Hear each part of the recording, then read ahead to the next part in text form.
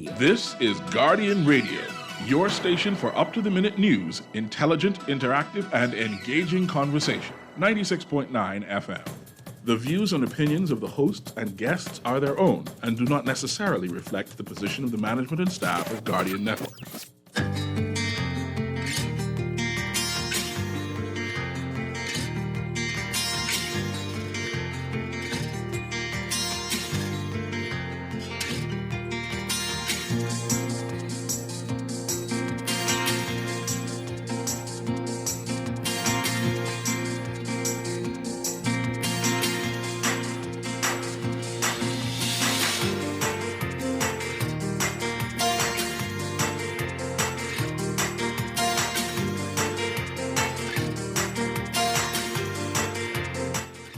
Good morning.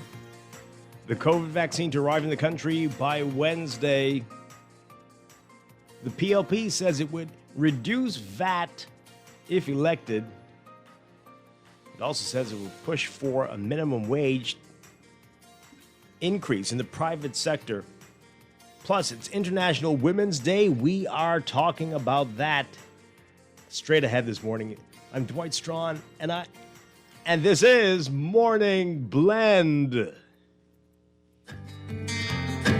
up, it's a new day. Wake up, it's a new day. It's the start of a new way. You know that it's the start of the end of the old way.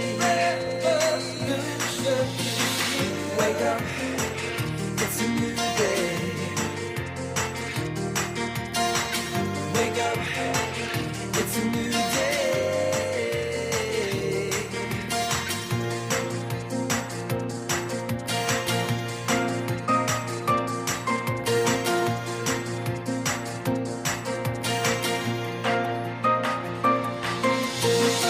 Wake up, it's a new day. Wake up, it's a new day. Wake up, wake up.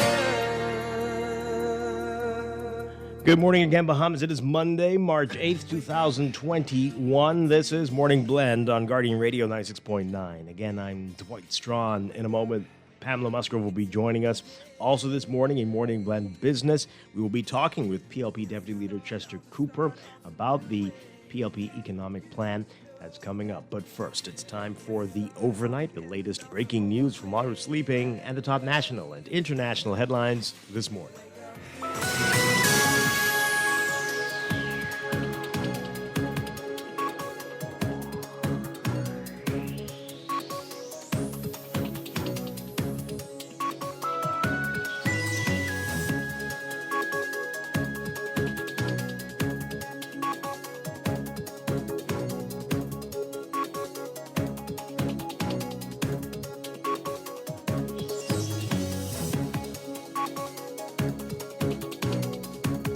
In the overnight, the delivery of 20,000 doses of the AstraZeneca COVID-19 vaccine from the government of India has been delayed until Wednesday due to logistical issues, we're told by Prime Minister Dr. Hubert Minnis. The 20,000 doses, a donation from the Indian government, were initially expected to arrive yesterday.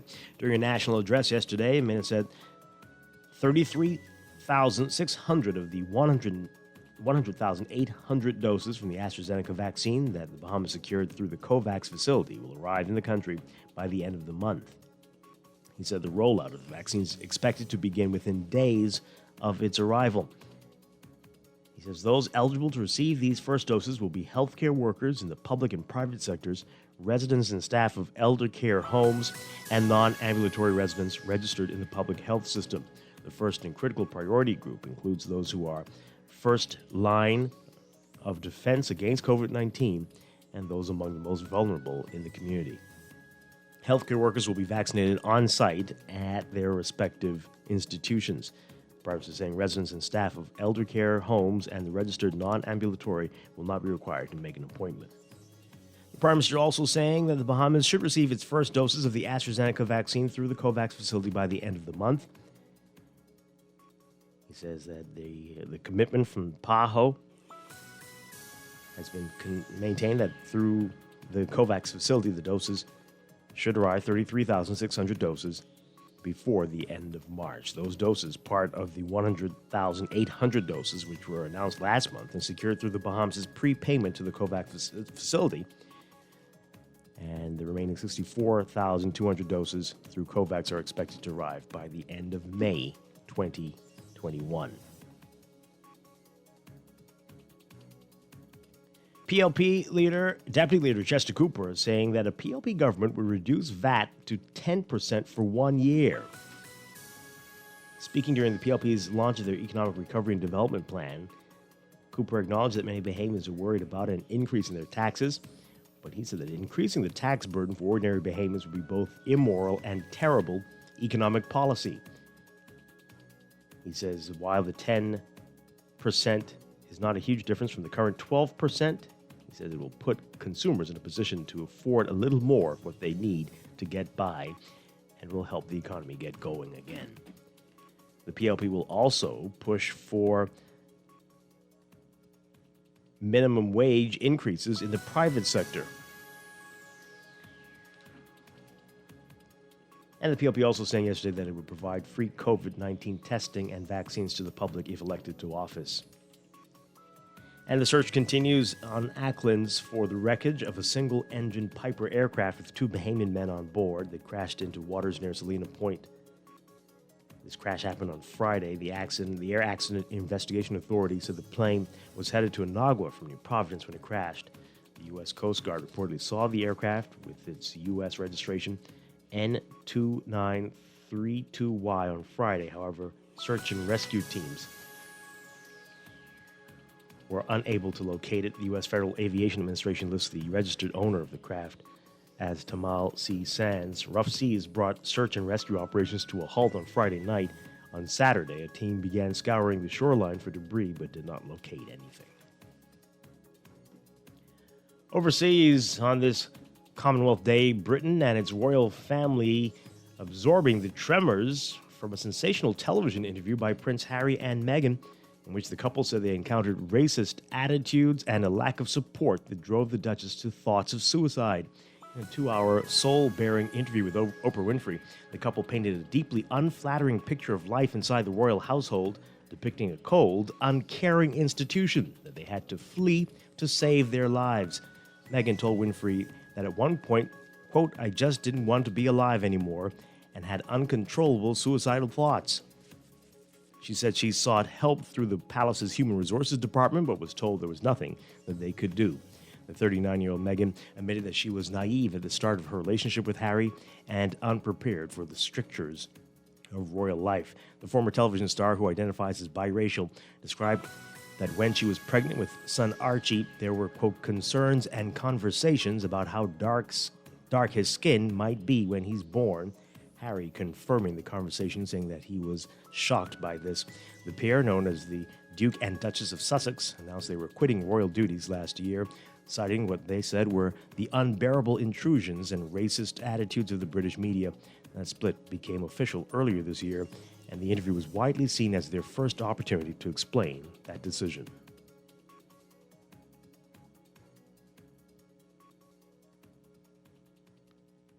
And the United States and South Korea have reached an agreement in principle on a new arrangement for sharing the cost of the American troop presence, which is intended as a bulwark against the threat of North Korean aggression. The State Department's Bureau of Political Military Affairs saying Sunday the deal includes a negotiated increase in Seoul's share of the cost, but it provided no details. The Bureau wrote on its Twitter page that the agreement, if finalized, would reaffirm the U.S.-South Korean treaty alliance as the linchpin of peace, security, and prosperity for Northeast Asia. South Korea's foreign ministry today issuing a similar statement saying the two countries are seeking to tentatively sign the deal. It said the agreement came after 3 days of face-to-face talks in Washington.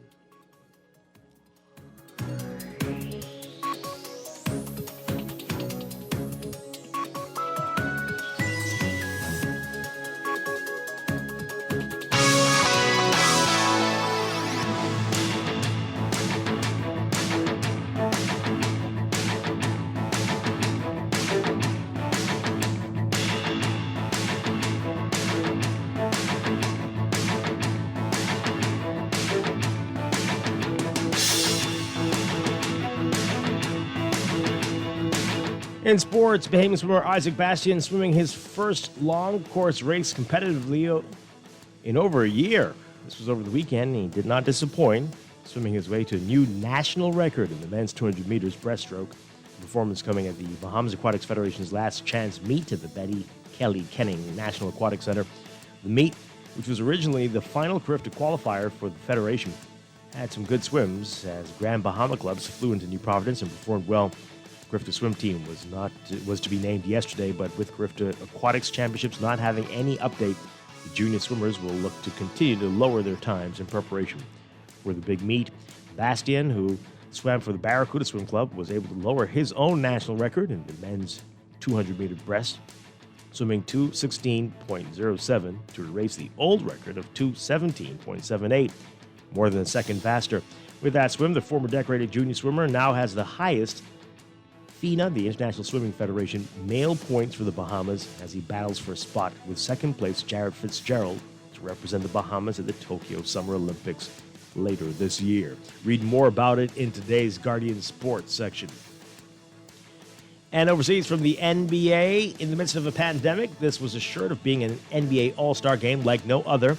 The stands were mostly empty, the crowd noise was largely piped in, and there were no A-list celebrities sitting courtside. Two players had to sit out after getting haircuts. But in the end, it had a familiar feel. Team LeBron winning again, knocking down shots from all over the court. LeBron James' powerhouse squad closed the first half with a dominating run to set up a 170-150 romp over Team Durant in the league's 70th midseason showcase Sunday night. The top vote-getters in each conference have picked the teams for the last 4 years, a duty that James has earned every season. He's now 4-0, having defeated Stephen Curry's squad in 2018 and team selected by Milwaukee's two-time reigning MVP champ Giannis Antetokounmpo the previous 2 years. That's sports, and that's the overnight. Time for your first look at weather.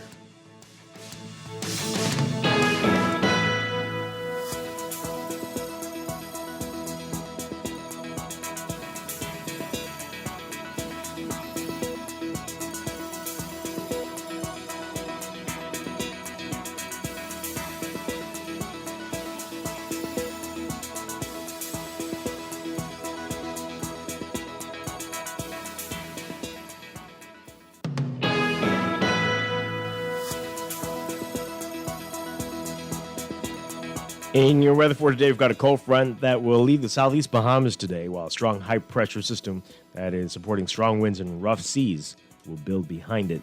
Small craft operators should remain in port, though. Beachgoers should stay out of the water due to dangerous sea conditions.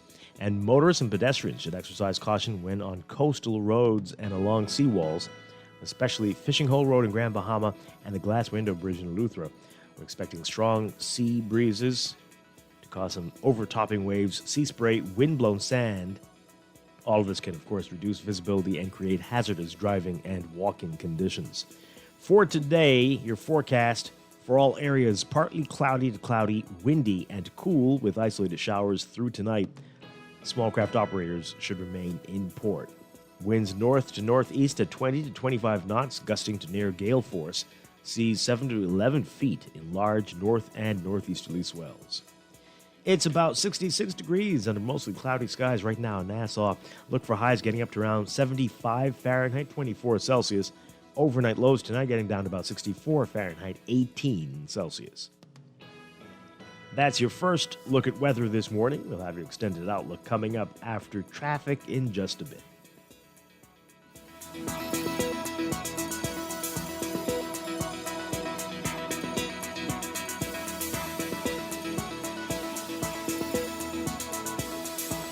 It is time for a break, but when we come back, we're discussing the day's top stories right here on Morning Blend on Guardian Radio 96.9, your home for fresh news and smart talk all day.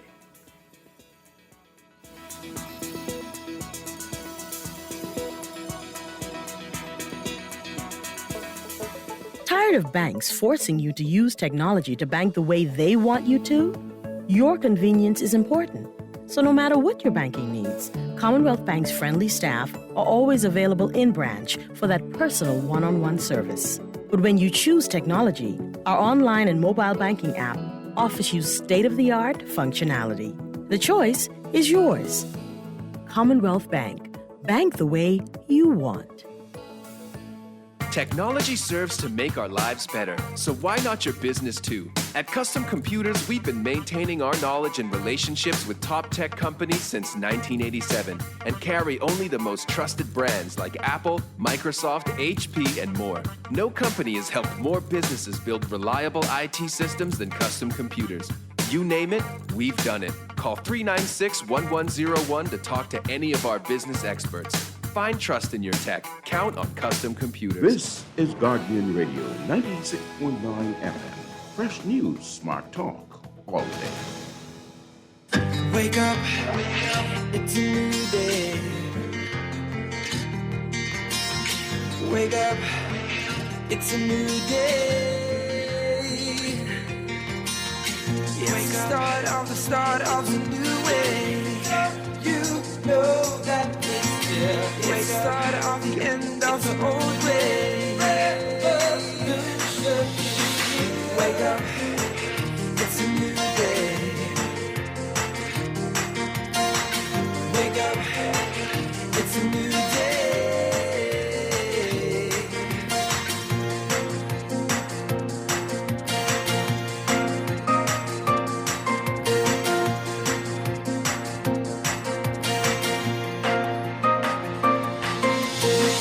Wake up, it's a new day. Wake up, it's a new day. Wake up, wake up.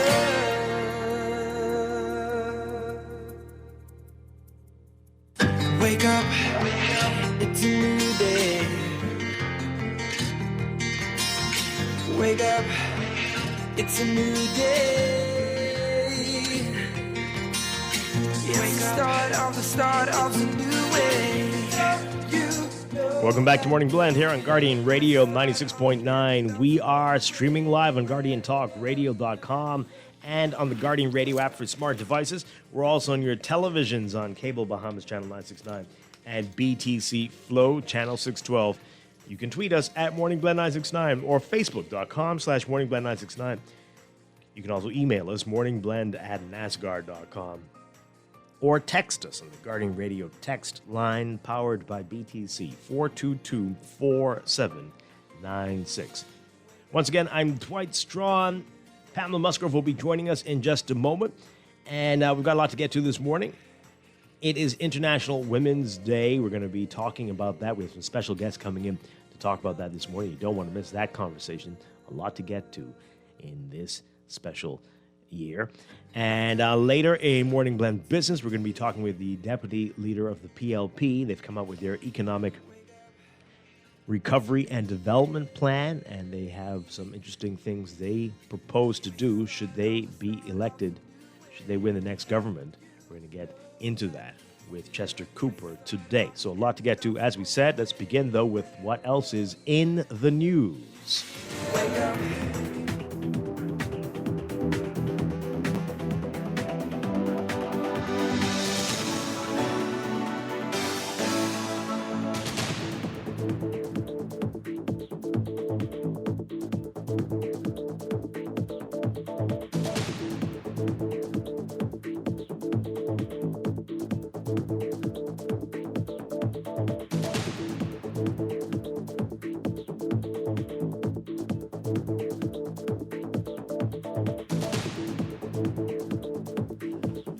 In the news, the Prime Minister giving a national address yesterday, and the COVID vaccine, which was scheduled to arrive in the country yesterday, has been delayed a few days, won't be here until Wednesday. For more on this and what else the Prime Minister had to say, take a listen to this report from our Jared Higgs.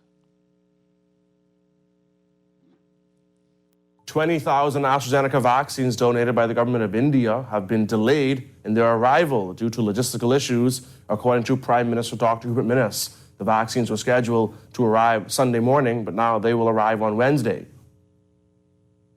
The rollout of the first 20,000 doses is expected to begin days after the arrival of the vaccine. Because we are receiving the vaccine doses in smaller batches, we will deviate from the original plan slightly.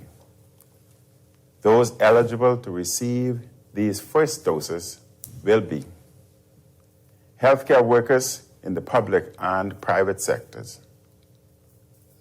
residents and staff of elder care homes and non-ambulatory residents registered in the public health system. Minnis also revealed that an additional 33,600 vaccines will arrive by the end of March. These vaccines are part of the 100,000 vaccines that government has made a down payment on. The other 64,000 doses will come in May, according to the Prime Minister. Minnis sought once again to increase public confidence in the vaccine, noting that nobody who has taken the AstraZeneca vaccine has been hospitalized. He also shut down misinformation about vaccines and urged people to get their information from reliable sources. He argued that the country's economy depends on a successful immunization effort. The start of our vaccination campaign marks the beginning of the end of the emergency phase of the pandemic. There will be challenges ahead. However, as we vaccinate increasing numbers of our people, we will gradually and responsibly move away from one of the most difficult periods in living memory. Police in Abu Jared Higgs with that report there. All right. So, a little delay, logistical issues, but the first 20,000 doses expected to arrive this week and more to come, and this will be spread out, it seems, over the next couple of months going into May, possibly early summer. All right, so what do you make of it? The Prime Minister trying again, if you were listening to the address, trying to get people to stop with the rumors, stop with the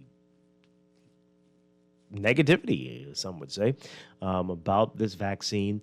I know I was watching it on Facebook, and just the comments, I don't understand what this thing is that we're doing now. People are just going on to, I don't know, put in jokes in the comment section and to just spew out nonsense. I don't know what you get out of it, but people are very nervous and afraid, and we don't need people to be adding to this with the craziness that people are putting out there.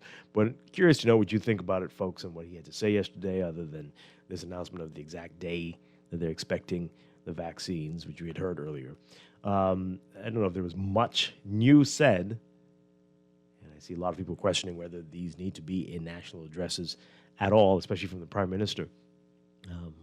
But let's get your views on it. Give us a call, 323-6232, 323-6232, or 325-4316, 325-4316, or 325-4259, 325-4259. You can tweet us, you can Facebook us, and you can text us, 422-4796. And so what you have to say about this today. And if you are ready for this vaccine, if you're ready to be there, you're going to be one of the first in line to get this AstraZeneca vaccine. What do you have to say?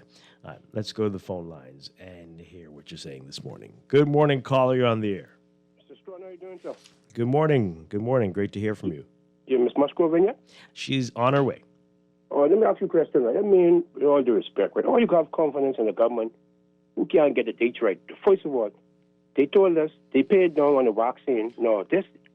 Just suppose the government of India didn't donate. So they say. I mean, everything is just blatant lies. The government of Bahamas told the nation the vaccine will be here on the 28th of February. Is that so? Yeah, Dave, is that really a big problem? Really? I mean, really? It's a couple days late. Everything seems to be late here. We're used to that. In all due respect, really? Yeah. Really? Are you taking the vaccine? No, not Are me. you? Oh, so what are you concerned about? No. Listen carefully. Some people believe in government. Some people believe in. Does it have to be a believe in the government issue for you to take the vaccine? No. Mr. Strachan, I'm very good this morning. Can I make my point, please, if you don't mind, please? I'll be respectful. I'm listening. No, I'm trying to say this right now. Forget all the politics. Oh. When you have a government who went bragging, tell the nation the vaccine will be here on the 28th of February. Then they told us Sunday. I mean, the lies in the game's got to stop. Is it the logistical issues they're saying? I mean, it doesn't have to be Really? a problem. Things happen all the time. Is it really that big a deal? This is strong. Last thing, right? This India was never in the equation. The equation was they paid down on the vaccine. You forget they told us they paid down $250,000 on a vaccine from Africa. I mean, all the lies getting exposed. But Mr. Strong, the bigger picture is right now, the PLP government said they will reduce VAT to 10% and increase minimum wage. We're going to talk about that in a bit. I don't know how you're mixing that up with this. The lies got to stop, man. The lies got to stop. The blatant lies. That's the biggest deal. You tell us the 28th, now the 3rd, and now Sunday. What the story really is. You see what I'm saying? Y'all are very good. I mean, I know it's going to work on somebody, though that type of talk.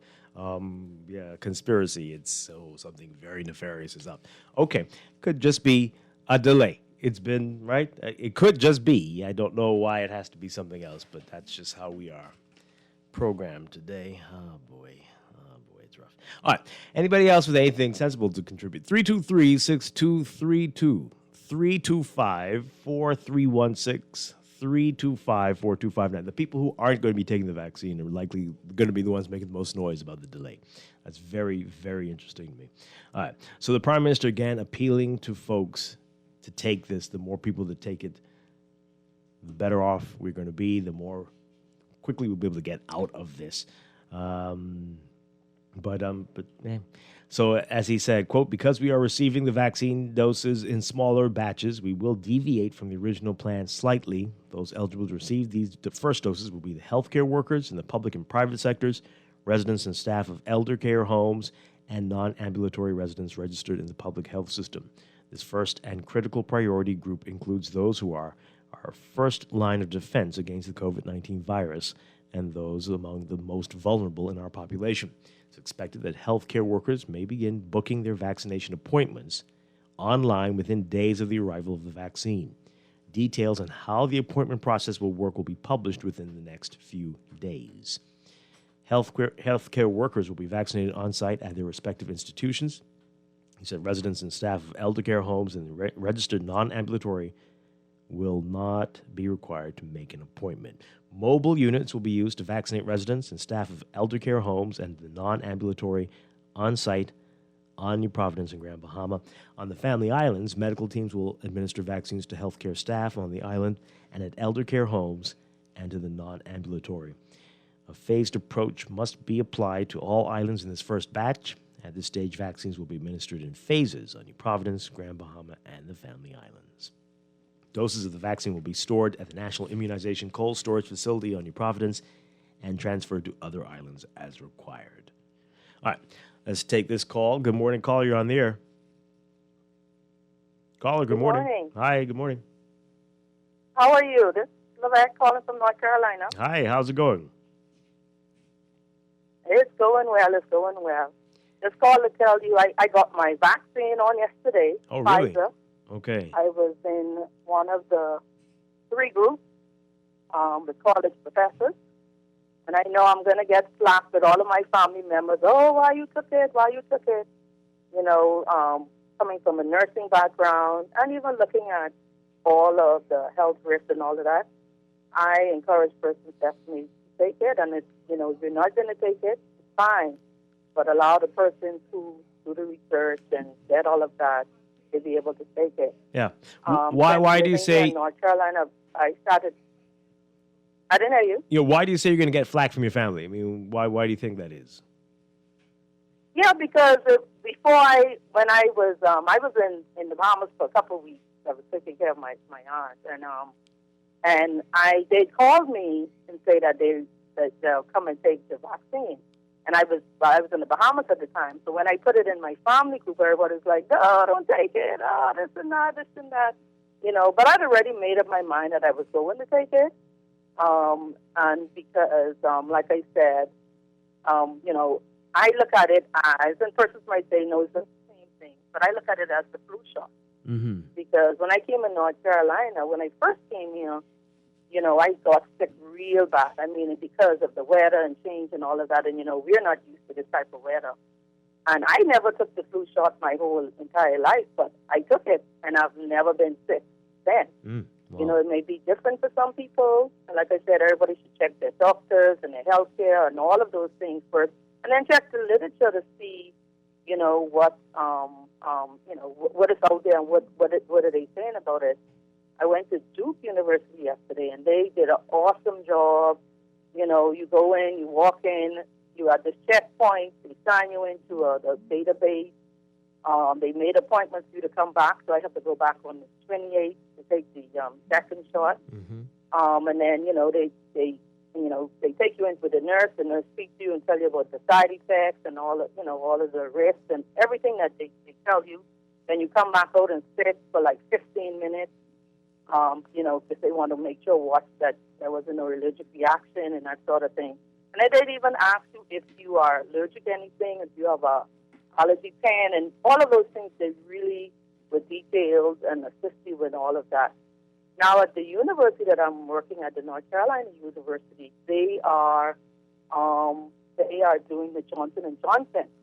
But I opt not to take the Johnson & Johnson because it's 75% compared to the 95% of the Pfizer I that was just about to ask you about that, because I was going to say, being from a nursing background, how do you feel about the different vaccines? Like, we're getting the AstraZeneca one, at least first here. If you were here, how would you feel about that versus Pfizer, which has one of the highest efficacy rates? How would you feel? Yeah, like I said, the person just have to do their research, and I was comfortable enough. And I was going to wait till later, but you know, I was saying, okay, you know, like I said, I read all the research, everything about it. You know, I know that you have a lot of persons who are against it and who say they are, you know, they research as well.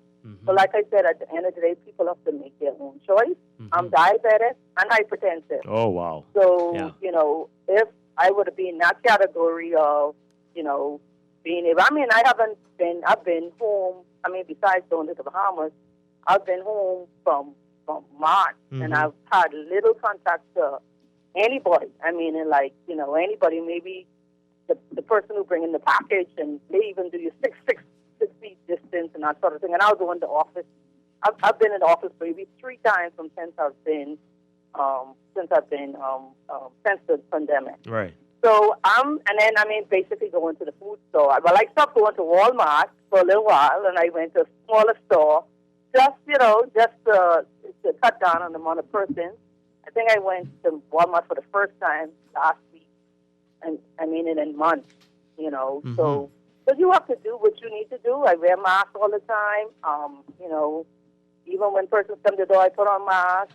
You know, not service person come and do something, I put on masks and they have on masks. So, like I said, you can't stop, even though you took the vaccine, you can't stop wearing masks, you can't stop hand washing, you can't stop all of the things, 6 feet distance, you can't stop none of that. Right. You just have to continue doing it, and I'm going to continue doing it. Yeah. You know, because I don't know if my university is going to say, you know, all the professors, you have to take it in order to teach. I'm not saying that they'll say that. But I want to say this for those persons, and especially young people who are going off to school, most likely you're going to have to take that vaccine. Absolutely. Because most of the universities are going to go to that era. If you don't come here, you know, if you don't, you know, when you want to come to university, you're going to have to take the vaccine in order to be. That's just like any vaccination when you went off to school. Those persons who had the opportunity to come into the United States or any place to, you know, go to school, you have to take vaccine. Yep. So I'll see how it goes over the next 3 weeks. Yes. But I heard the second dose, normally you get, you know, sicker, but I'll see how that looks. And I'll call in, too, after my second dose. Please do. Keep us posted. We are looking forward to hearing from you. I know you're going to be well. It's going to be fine. Thank you so much. Appreciate it, Levette. Yeah, but like I said, I know persons looking at things politically and all of that, but don't look at it. Take off the political lens and look at it from your health and your personal health and all of that. I mean, that's just my suggestion, you know. And like I said, I know a lot of persons, they say, oh, no, you shouldn't take it. But guess what? I took it. I'm doing well. I think the only thing I felt was like a little fever last night, just a little warm, but it wasn't like, you know, that severe. And then I started to feel a little pain in my arm. Well, that's the injection site, and that's the same symptoms that they say would happen. Right. So that was it, basically. And I'll see how like I said, the second shot goes and see how that works out. Thanks again. Appreciate it. Always appreciate your support all the way there Okay, so in the Carolinas. Tell Pam hello whenever she comes on. Pam is here. Good morning. Hello. Oh, hi, Pam. How you doing? How are you? Feel like I know you, right? Oh, okay. Thanks so much. Take care. All right, keep us Guys, posted. Have a good one. Have a Take care. good week. Keep us posted. Thank you so much. All right. So brave Bahamian there took her Pfizer shot, ready for the second dose in a few weeks. So she'll keep us posted on how she's doing there. All right. If you're just tuning in, we're talking about the Prime Minister's national address and what he said about the vaccine. A little delay in the first dose is supposed to be here, but that's going to be here by Wednesday, they say. And the Prime Minister also saying that the Bahamas should receive its first doses of the AstraZeneca vaccine through the COVAX facility by the end of the month. He said that, quote, I am pleased to report that we have received a commitment from the Pan American Health Organization that through the COVAX facility, the Bahamas will receive 33,600 doses of the AstraZeneca vaccine before the end of March. These doses are part of the 100,800 doses, which were announced last month and secured through the Bahamas' prepayment to the COVAX facility. We've been informed that the remaining 64,200 doses through COVAX are expected to arrive by the end of May. So it's going to be a process, but as we know, if you're paying attention, we are in competition with everyone in the world, right? And this is the PAHO chief was warning, at least for the region, this area, warning that there may be shortages because there's so many countries that are trying to secure vaccines. So this is going to be a lengthy process. But it's so amazing. A few years, everything was globalization and looking after each other, and then COVID. This pandemic came, and then countries everybody looking out for themselves. Except for some places like India, who are being generous. Thank you. And China, too. Thank you, apparently. India. Thank Right? you, India. Yeah. But they So- have had their issues with a lot of fake vaccine, because I've heard they had some raids and stuff, because persons, trying to deceive. Yep. In China. Yeah, So we have to be very careful. Let's take some more calls. 323-6232, 325-4316, 325-4259. Tweet us, Facebook us, text us, 422-4796. What did you think of the Prime Minister's national address yesterday? All right, let's take these calls really quickly. Good morning, caller. You're on the air. Pleasant good morning, Dwight. Good morning. Morning, Pam. How are you? Good morning. Good, thanks. That's excellent. Dwight, I'm curious. CHOGM, organizations like CHOGM, are they still in existence? They are. I mean, that's mainly CARICOM. But yeah, they are. But I mean, And CHOGM will be the meeting. Our immediate neighbors, even though technically, geographically, we're not in a certain place, but we're signatures to there, and I've had prime ministers that would have. It's CARICOM. CARICOM. Sorry? CARICOM. Yeah, okay, CHOGM is just sorry. the meeting. And we would have had prime ministers that would have hosted those groups. Why are we ignoring the power positioning of joining with some of our neighbors for some of these groups that we're signed on to outside of some of the bigger countries? I mean, food security and production, energy, and now this again with the securing sufficient vaccines for the region.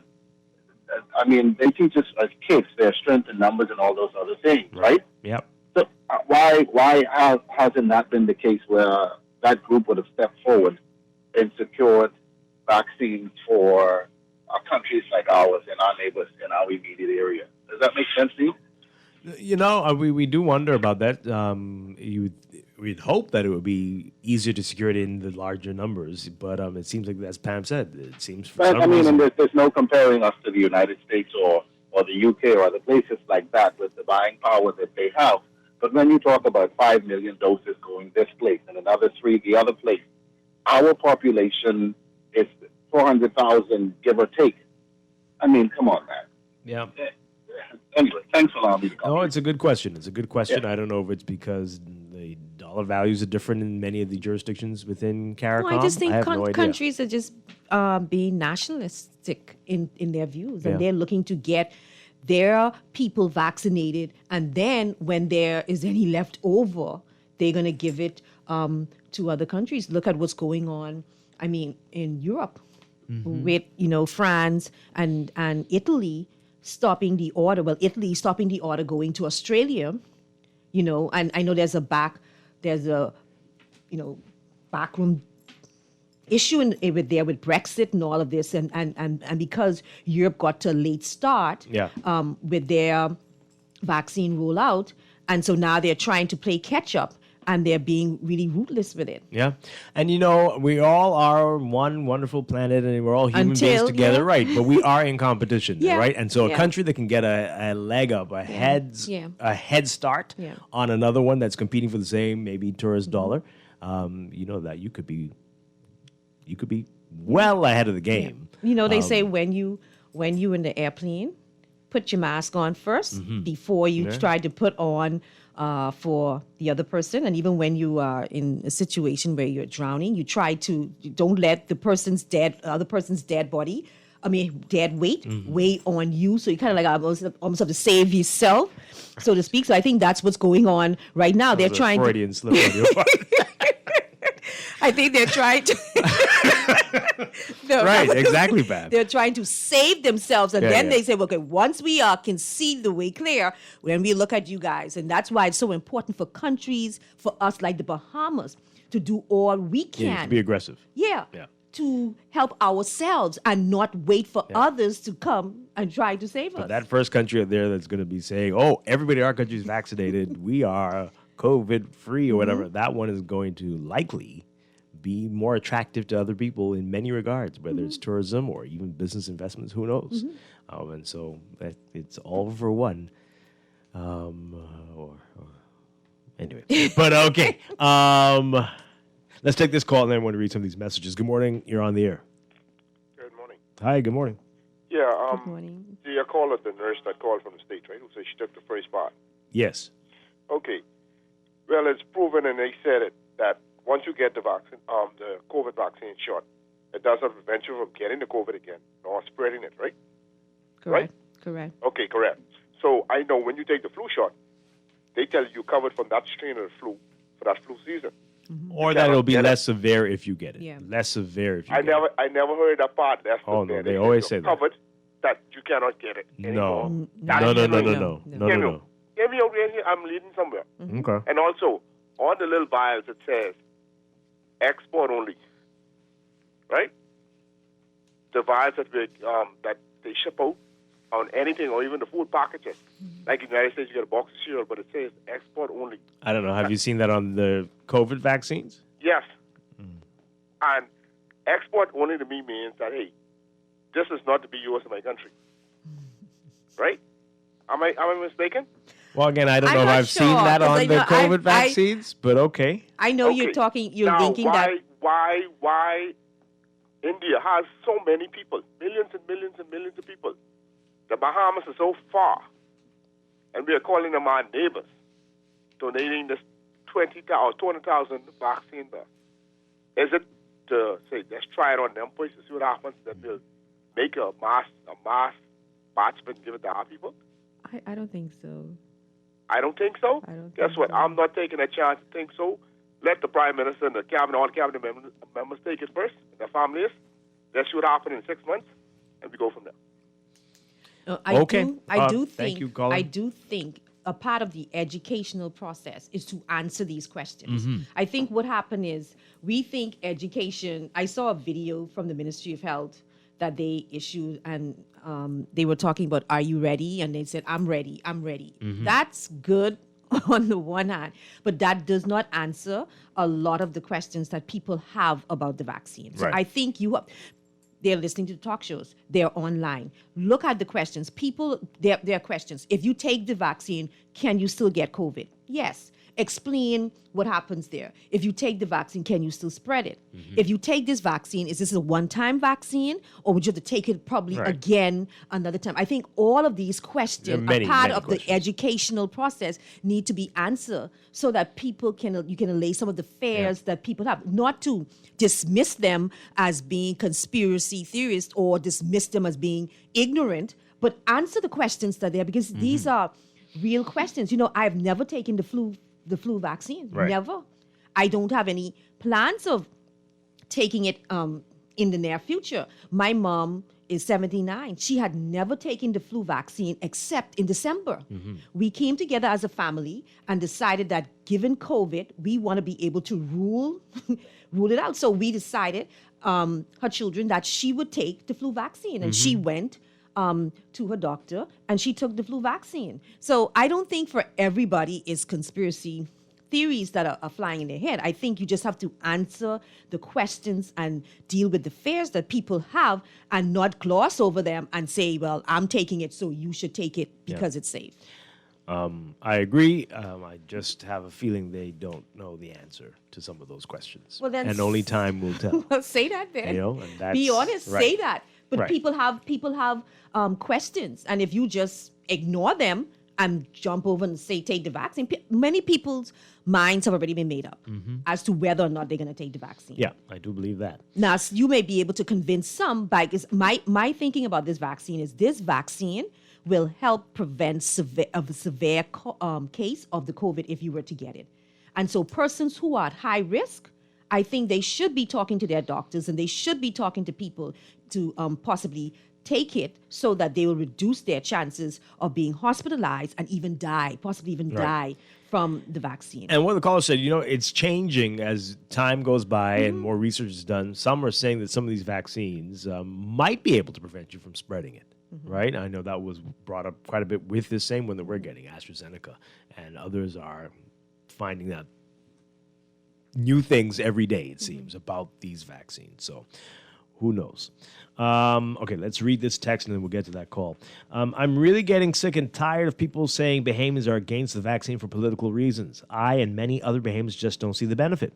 Why do we still have to wear masks and socially distance? What is the benefit? My plan is to do just like I do with the flu. I'm going to strengthen my immune system. That's it. Okay? All right. That's good for you. Some people, it is politics, right? As you heard from our first caller, it was all because he distrusts the government, why he has an issue with this. And that's going to be a lot of people. But I do agree with you. Other people have legitimate reasons as to why they are nervous about vaccines. Well, this vaccine. All right. Let's take this call and then we need to take a break. Good morning, caller. You're on the air. Yes, good morning, Dwight. Good morning, Palm. Good morning. Good morning. Yeah, Palm, you opened up my mind to something last week when you talked about relative risk, right? So Dwight, you know, firstly, last week, some ignoramus had text and said they thought I was one of the people who were saying COVID didn't exist. But if I thought COVID didn't exist, I wouldn't be talking about spike proteins and gain-of-function research. I don't know where these people is. I don't know what they'd be listening to. And on top of that, I didn't condone no Johnson & Johnson vaccine. I said I would prefer. I use first-person singular. I'm not a pundit to come and give out. But here's what I wanted to touch on. Since Sam was talking about relative, right? I was saying this in the Pfizer studies, they reported a relative risk reduction, not an absolute risk reduction. So you could go and Google that. And then another thing is, the person who said they had the flu shot and they didn't get the flu anymore, that happens sometimes with people because what happens is it's really the phenotype recognition of the virus. And right, you have to realize when you're commenting on these things, you have to be well read on these things. For me, that's why I like to keep reading. I just found out that antibodies actually differentiate and mutate themselves. And so, let's take, for instance, the spike protein has 1,200 amino acid long positions, right? The mutation takes place at position 614. So this is Dr. Shane Cordy. So you trying to tell me now the immune system still doesn't recognize the antigen, and so here's what's going on now. Johnson & Johnson has one shot. What the vaccine companies do want to tell you is they're doing studies to try and stabilize the vaccine more so they don't have to be at a high refrigerant temperature, and they're trying to do studies so they could use actually less liquid in the vials. So they know they need to innovate certain things, but I haven't had the flu from 1998, all right? So I don't need to take no vaccine, but what I'm saying is the person, right, maybe the Prime Minister, they should take the position, and I'd like to thank Wayne Monroe for it, but we actually knew that the vaccine companies are not want to accept liability even before the Gravitas report on the Pfizer geopolitical tactics they're using in the third world sub-region. And then you also must remember the reason why they put adjuvants. Like Palmer said, you need to educate the public. And Palmer's so bright. The adjuvants are added to the vaccinations for various reasons. There's also to preserve the vaccine, and also sometimes the immune system doesn't respond to the vaccine, so they put adjuvants in the vaccines. And studies are showing that people antibodies and immune system responds to these adjuvants, and then you have different idiosyncratic or peculiar reactions. All right, and anaphylaxis that would occur in some people that are comorbidly obese and all these different comorbidities. So it's not an easy run for, say, let's say the fat lady, the singer who died the other day. Within 15 minutes, within a couple of minutes after being watched, observed for 15 minutes, ran in a car and said something is wrong. These type of reactions will occur. Then you have the vaccine companies denying cause and association. They never admitted to that these vaccinations cause any death.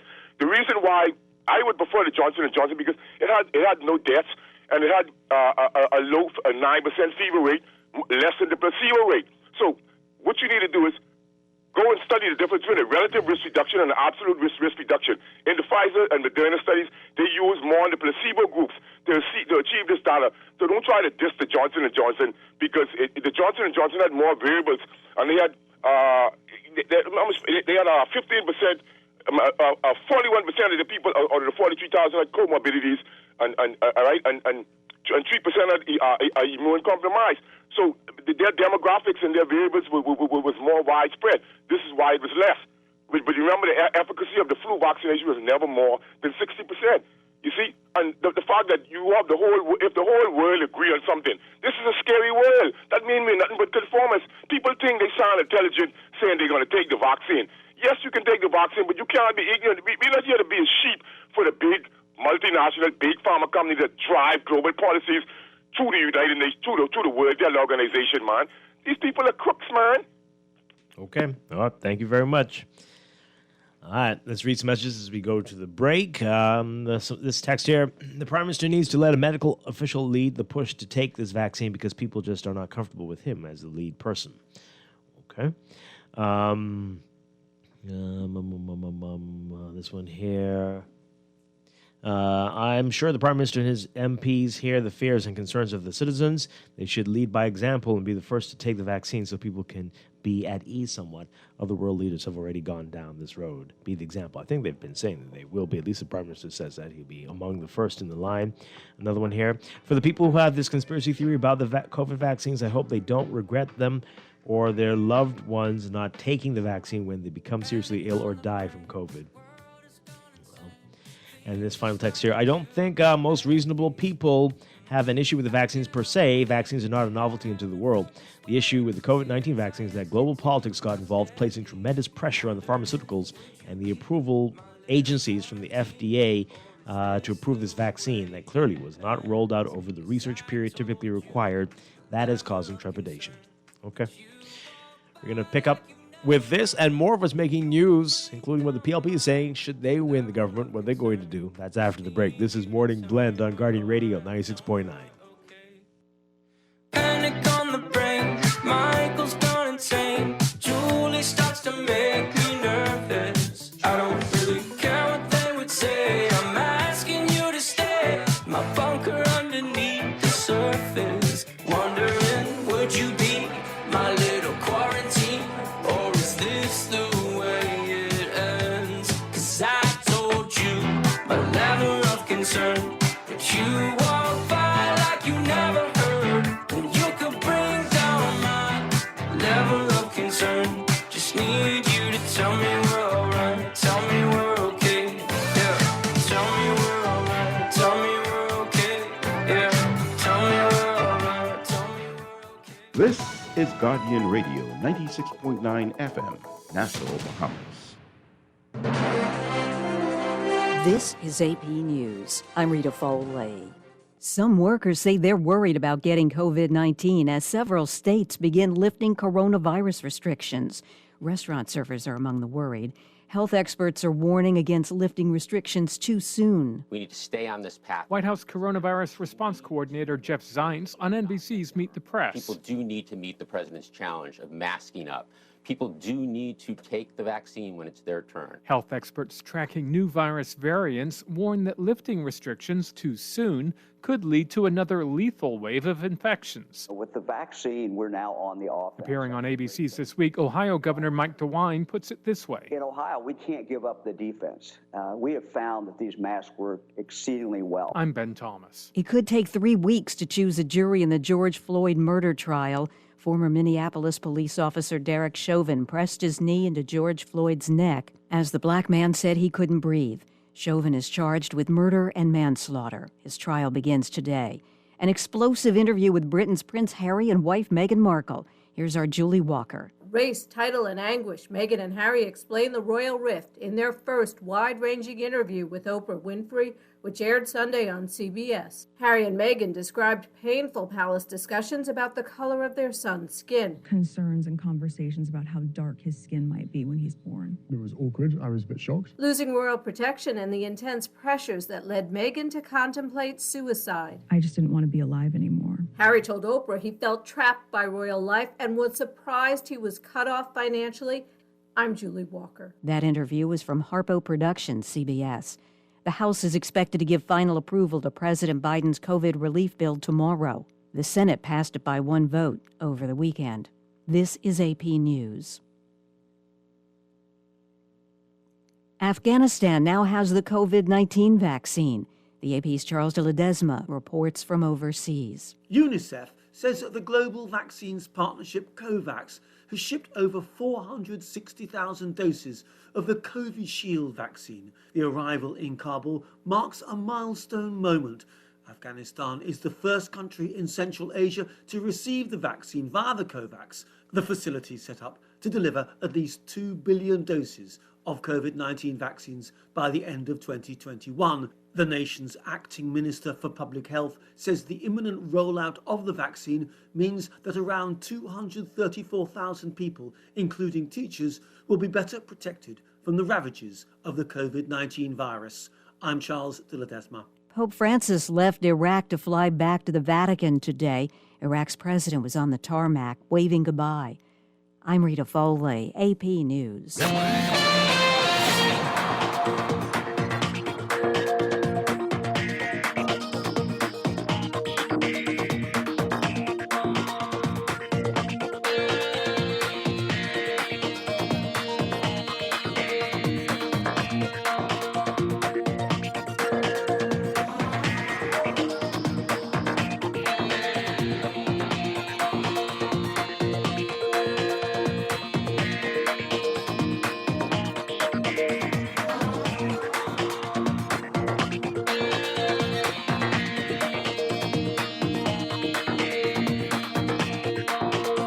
It's time for your Morning Blend Traffic Alert, brought to you by RBC Royal Bank. In your real-time traffic at this hour already, we're seeing the heavy traffic on Smart Butler Highway, the northbound lanes heading towards Tawny Williams-Darling Highway, and it's also backed up on Tawny Williams-Darling Highway, the westbound lanes heading towards that roundabout. Keep that in mind this morning. Glaston Road, slightly better alternate route for you this morning, but the traffic is heavy northbound heading towards JFK Drive. Elsewhere, we are seeing traffic building in spots like the major intersections along Prince Charles Drive, so Prince Charles and Beatrice Avenue, and Prince Charles and Fox Hill Road. Those are your hot spots for now. We'll have another real-time report for you in just under an hour. Morning Blend Traffic Alert brought to you by RBC Royal Bank.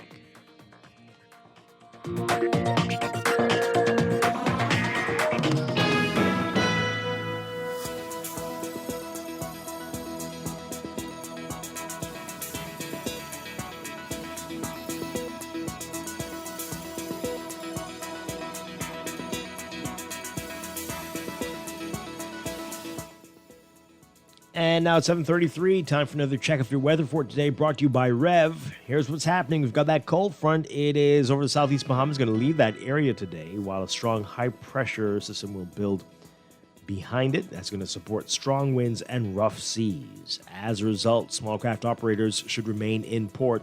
Beachgoers should stay out of the water due to dangerous sea conditions. Motorists and pedestrians should exercise caution when along coastal roads and seawalls, especially Fishing Hole Road in Grand Bahama and the Glass Window Bridge in Eleuthera. Strong sea breezes, overtopping waves, sea spray, and wind-blown sand can reduce visibility and create hazardous driving and walking conditions. For all areas today, forecast calls for partly cloudy to cloudy, windy and cool conditions with widely scattered showers, isolated showers, through tonight. Small craft operators, again, should remain in port. It's 67 degrees right now under partly cloudy skies in Nassau. Look for highs getting up to about 75 Fahrenheit, 24 Celsius. Overnight lows tonight getting down to about 64 Fahrenheit, 18 Celsius. In your extended outlook, high pressure will slowly drift eastward across the Bahamas while producing near gale force winds and dangerous sea conditions through Wednesday. So for tomorrow, Tuesday, look for partly cloudy to cloudy, windy and cool conditions with a chance of a quick passing shower. Wednesday, partly cloudy to cloudy, windy and cool again with a quick passing shower possible. That's your morning blend weather check. Weather check brought to you by Rev. Sign up now for NBA League Pass. Absolutely free if you upgrade to Rev Trio. Call 601-8992 or email trio@cablebahamas.com to sign up. That's Rev, you and us together. We're back with more Morning Blend after these messages here on Guardian Radio 96.9.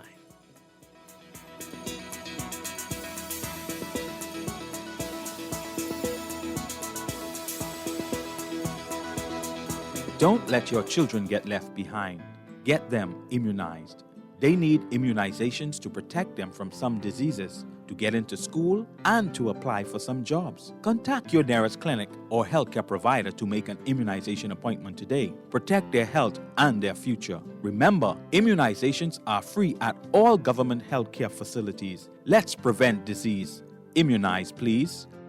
This message has been brought to you by the Ministry of Health. Your home is where your heart is, but it's more than just shelter. Your home is your workplace. Your home is school for your kids. Your home is even your happy place where you play. Get the best internet connection wherever you are with blazing fast speeds up to 300 megabits per second for as low as $99.99 and installation within 48 hours. Sign up for any of our fiber packages today and get a chance to win a free tablet in your second month. Call or WhatsApp 577-SHOP or 424-SHOP and sign up today. Conditions apply. Basketball is back, baby, and so is NBA League Pass, only with Rev Trio. Sign up for Rev Trio today and enjoy NBA League Pass absolutely free, along with incredible prizes, including a brand new 50-inch smart TV, NBA gear, and more. With tons of prizes and gear, signing up for Trio is the best on and off-court move this year. Just call 601-8992 or visit www.rev.bs/promotions/trio. Sign up for Rev Trio today and enjoy NBA League Pass absolutely free. Stay a step ahead of technology with certainty and support from Custom Computers. Our know-how team is here to help you zero in on your next big tech purchase, finding solutions that take your productivity to the next level using only the best and most reliable brands. With 4 stores all across Nassau on East Bay, West Bay, Old Fort Bay, and Palmdale, there's no stopping you from stepping up your tech. Reach out to us at 396-1100. Find trust in your tech. Count on Custom Computers. Get ready! The real March Madness is here! Up to 100% off store-wide at Alive! That's right! Devices, earbuds, tablets, and so much more with crazy slashed prices! Pay close attention to our social media pages. Visit any Alive location or visit BeAlive.com for the best deals on some of your favorite devices and accessories. That's March Madness going on now at Alive. Believe in best.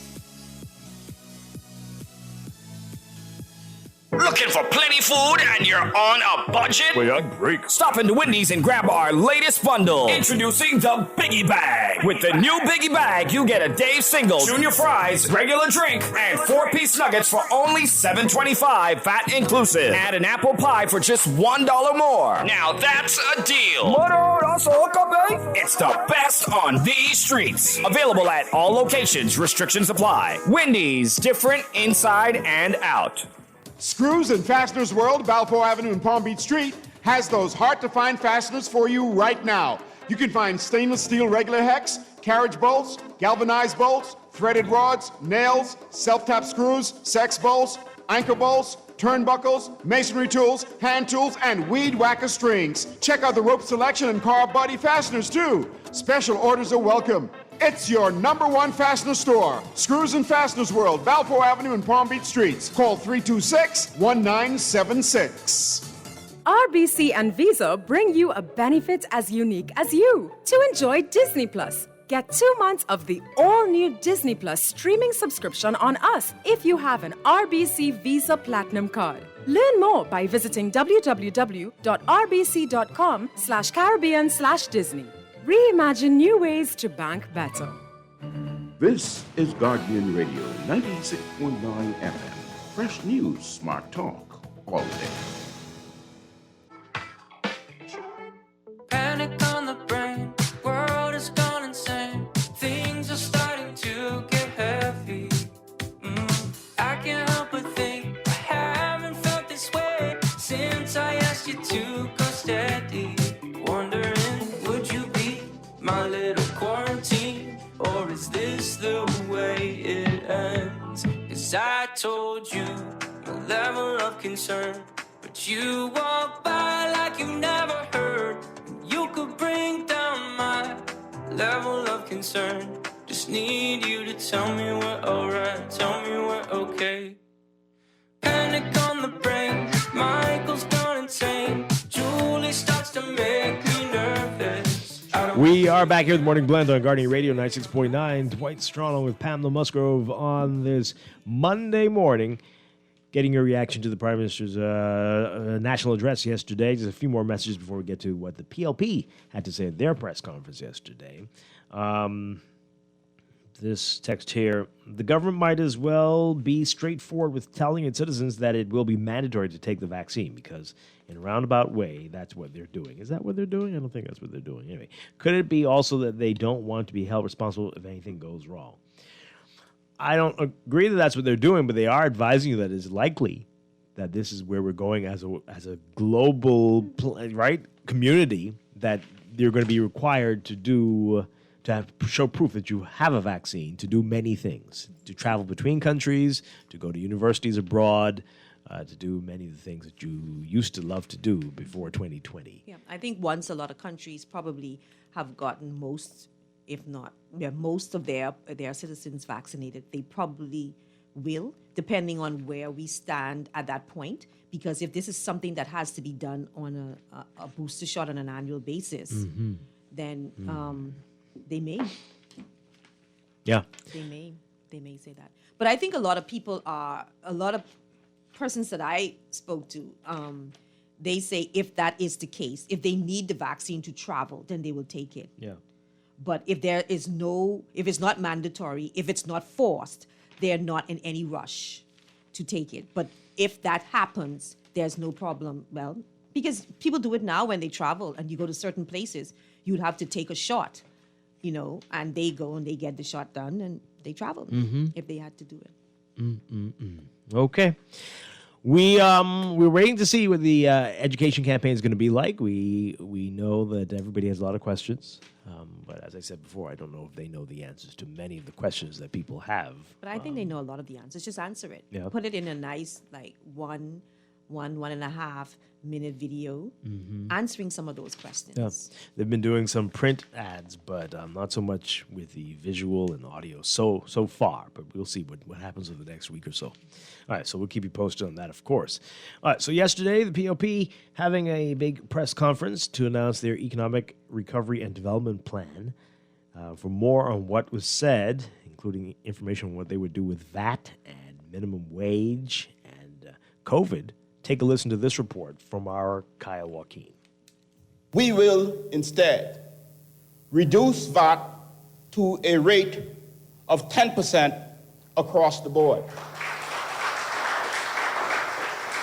A bold promise by the PLP's deputy leader to reduce the current rate of VAT from 12 to 10%. When asked for clarification on how the government would make up for the revenue shortfall if the rate of VAT is reduced, PLP leader Philip Brave Davis gave this explanation. We believe that by reducing VAT, when you reduce tax, it puts more money in the system to be spent, and the country being a consumptive economy, the more spending you do, the more growth you have. Cooper explaining that a PLP government would ensure high-end properties pay the real property tax they're legally required to, and that commercial and foreign-owned properties are on the register properly valued for tax purposes. Then there's this promise of transparency.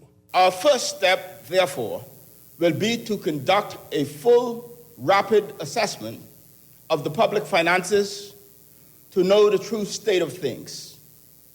We aim to have this completed within the first 15 days. Cooper touching on the cost of living in the country, promising increased rental assistance and a move to increase minimum wage to $250 per week in the private sector. We are also going to target a reduction in the cost of energy by 30% during our first term in office by mobilizing a comprehensive plan which will include targeting 30% renewables on the grid by 2030. Davis says the PLP's plan places focus on diversifying the country's economy, including an immediate investment of $50 million to fund entrepreneurial developments. We'll be talking about a new domestic investment board and about a tax relief for small business and medium enterprises, and about establishing a sovereign wealth fund that guarantees generations of Bahamians will benefit from our country's natural resources. Also in the party's plan is a step approach to address the COVID-19 pandemic. We will, therefore,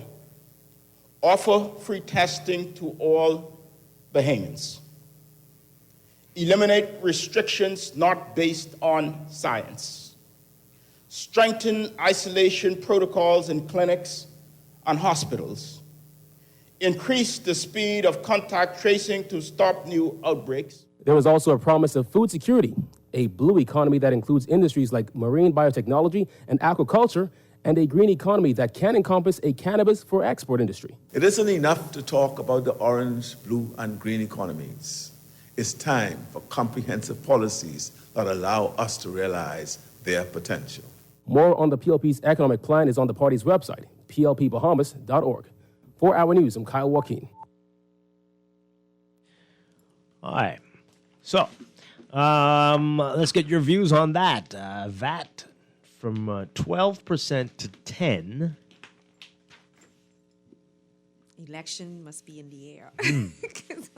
I mean, hey, that sounds great, right? All kind of promises going out, promises. But they said just a couple weeks ago that they would do the analysis they do, right, to assess all of the taxation system in the country.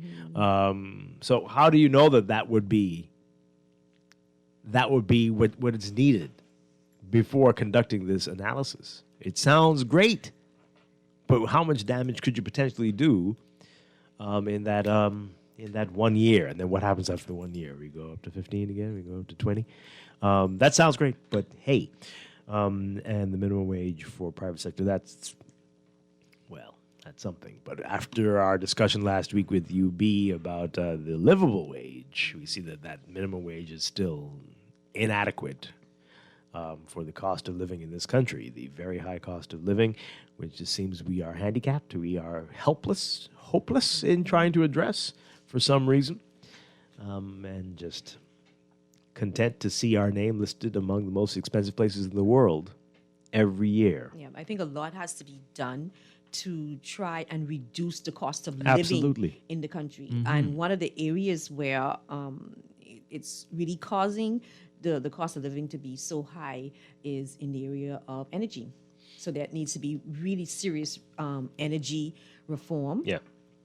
And then you have, like, I remember, I think it was New Zealand a few years ago. They were having a problem because their land issue, because a lot of foreigners purchased land and it was just shooting up the price of land. And so it was becoming more and more out of reach for the citizens that lived in the country because of land prices being so high. So I think we need to do something about that, because the cost for land is just ridiculously high. And then you have where you look at real property taxes, you have where the government is on a 2 or 3 year basis doing appraisal on people's property and just automatically increasing the taxes on persons' property. Can these places be sold for the amount that they're really being appraised at? And I think that's an issue, and you find that that's happening. People cannot, you have homes and stuff, $700,000, $800,000. Like, how many Bahamians you think can comfortably afford that type of price? Right. So I think there needs to be a lot done to try to reduce the cost of living in this country? Absolutely. Because it's ridiculously high. Yeah, and we're not hearing enough about that, and people seem to be clueless on what to do. And very disturbing. Okay, let's take these calls. The phone lines are all lit up. Let's see what you have to say, folks. Good morning, caller. You're on the air. Morning, Dwight. Morning, Palm. Good morning. Hi, good morning. Listen, man, everybody, I don't get it. I mean, anybody that's coming with a plan in these times right now, it's worrisome and not talking strategy. I think what's important is strategy, like you mentioned, Palm, is based on you cannot eliminate sure revenue that's back to bring it in and decrease it and don't have nothing to replace it with. That's a comforter fool, in my opinion, something that's working. What you can do is talk about how you can eliminate some of that bad exempt areas over the hill, like, the present government is doing, supposed to be doing, energy reform, clean energy, eliminate VAT of those particular things and give payment people basically a strategy on how we can move this economy forward. Mm-hmm. VAT is a major player in our economy right now, and to decrease that and nothing to replace it with, and then you're not even talking about the deficit. What are you going to do about that deficit? What are you going to do to give young people, Bahamians, more a piece of this economic pie? Even with the properties, you're allowing more investors to come in there, and the more stuff they build in this country, the more property prices goes up, and then I just had to pay real property tax on my property, along with homeowners insurance. It's a burden on the Bahamian people, and no one's talking about how the government is going to eliminate the burden that they are placing on us in this economy. Right. Yep. All right. Thank you very much. Appreciate it. Let's take another call. Good morning, caller. You're on the air. Good morning, caller. Yes, good morning, Dwight, and good morning, Pam. Good morning. Yes, you had me in Guardian Radio jail, Dwight. I couldn't hear nothing, so I don't know at what point you are on the show. Oh, okay. But I'll say this.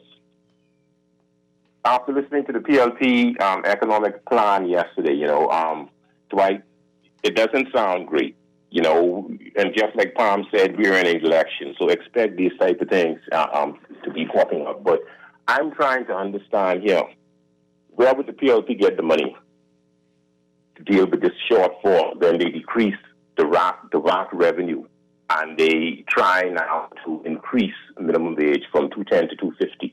These are good and noble ideas, but not in a pandemic. Well, remember now, it's private sector minimum wage, which is not the same as the government sector, right? Yeah, so they're going to ask the industries, the But I think businesses it's a here to do tripartite, that. right? When labor tripartite with the government, I think employers and the unions. I think that's how you come up with their negotiations in terms of. But the burden is going to be on the businesses in the country to Yeah, but then the point is, many businesses are struggling. Right. Right now, many businesses have a lot of uncertainties as to whether or not they're going to reopen. They don't know this. Many countries in North America are still experiencing high spikes in the increase of COVID. Right here in our Caribbean nations, they're going through the same thing. So to start now to promise this type of thing is like promising free electricity like they did in the last election, leading up to the last election. We know exactly what is going on here, and it's time now for the PLP to forge a partnership with the government and come up with a clear, concise, socio-economic plans that can move this country forward and stop playing petty politics. The first part of your question about the fall off, they're saying that this will cause people to spend more. No. And that's faulty. Whenever you reduce taxes, you have to pay for it. Mm-hmm. How are you going to pay for the tax reduction? So are you going to increase taxes somewhere else, or are you going to cut spending? Yeah. So I don't know where they're getting that from. You have to pay, and so that is something that we will ask Mr. Cooper. How are you going to pay for this tax? You can't say that you anticipate or you expect people to spend more. Right. I'm happy that Palm is on the show this thing when they're going to come. I'm sure Palm is going to ask my questions. as an economist and a financial expert, but these are the type of things that cause disenfranchisement after a government is elected. They promise these pie-in-the-sky things that they don't have any idea on how it would work realistically. And if, God forbid, they were to be elected, then you have this sense of loss of hope because they trick people into believing that they can do something when they can actually not. And please don't let Antoine call the crowd this radio station talking fast and shortness of breath, trying to justify this egregious type of promise that they promised during Lent. This is Lent, so I expect them to offer many kinds of promises. I wouldn't be surprised if they promise to raise our family and loved ones from the dead going down the stretch. Oh, my. That's just how I feel. Okay. Boy, that's something else. Good morning, caller. You're on the air. Good morning, Dwight. Good morning, Pam. Hi, good morning. Even the financially illiterate could see what happened in 2020 to understand what happens when you reduce the amount of money coming into your pocket. Mm-hmm. And for what the deputy leader of the PLP is saying, you definitely have to reduce government spending in some ways or increase taxes and fees to make up for the VAT shortage. I mean, it really doesn't make any sense. And when you look at what happened when VAT was first introduced, when you add up the recurrent expenditures along with the capital expenditures, the budget was $2.3 billion. Today, it's over $3 billion when you add capital and the recurrent expenditures. So they're going to reduce VAT by 10%, by 2%. Now they have to make up that probably $100 million worth of losses. So it's clearly rhetoric in my opinion. So I don't know why they don't just tackle the central bank and try to reduce interest rates or something like that. That could probably spread that belt around the whole country. Maybe Pam could explain that. What would happen if they reduce central bank rates? Reduce the interest rate. Normally, when you reduce interest rate, you're trying to generate economic activity, but that won't be something I think the central bank would rush to do, because if they reduce the interest rate, people are able to get more credit, and at a lower rate. Then that means more money to persons, and that would be drained on the reserve level, right. And so they wouldn't want to go there at this point. They always say that. It doesn't seem to be an option. Because you don't want, because we are a vulnerable, although our reserve is about 2.6 billion, a large chunk of that's borrowed money. It's all monies that we have, US dollars that we have borrowed. And so we have become much more risky at this point, because if you look at it, in 2016, we had like a US debt, government debt of 1.7 billion. Mm-hmm. At the end of December, I think it's 4.2 billion. Oh. So now we are like almost 50-50 in US and B dollar debt. That's a problem, because we needed the foreign currency for imports. Now we are paying a large chunk of those monies on interest on that debt. And so that's when you start to get a little shaky in terms of, whether or not the IMF is going to come in, because when you cannot pay your interest on your particularly foreign currency debt, it begins to get really shaky. And we see where we are now in terms of, no tourists coming in to supply us with these foreign currency. Terrifying. So we are becoming really, really, really, really risky at this point with such a high amount. I know they say why they're doing it. They're borrowing in US dollars so that they can kind of preserve the reserve level. But at the same time, it does not remove the risk that we have allowed ourselves to get in. Yeah. Let's take these calls really quickly before we have to go to the news. Caller, good morning. You are on Morning Blend. Good morning. Morning, Dwight. Hi. Morning, Pam. Good morning. Okay. I think I can say this on the airwaves. You damn you do, you damn you don't. Many persons call the airwaves, and I know you know this, Dwight. There's the Progressive Liberal Party economic plan. Okay?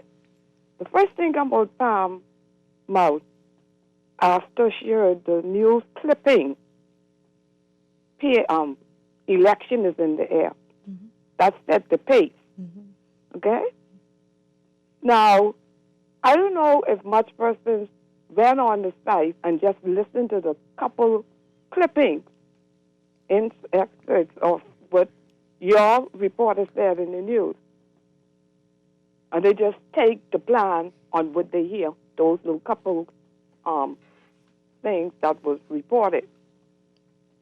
I am quite sure there are many, like you can find it on the PLP site, many other economic plans instead of just those little clippings. If you read the full plan, you would see if the Progressive Liberal Party go down into 2% reduction in the VAT. If you read it carefully, with all the other diversification and different things, you would see that there would be a shortfall makeup. But I'll end where I start. First thing about Palm election is in the air. Because the Progressive Liberal Party came out with their economic plan.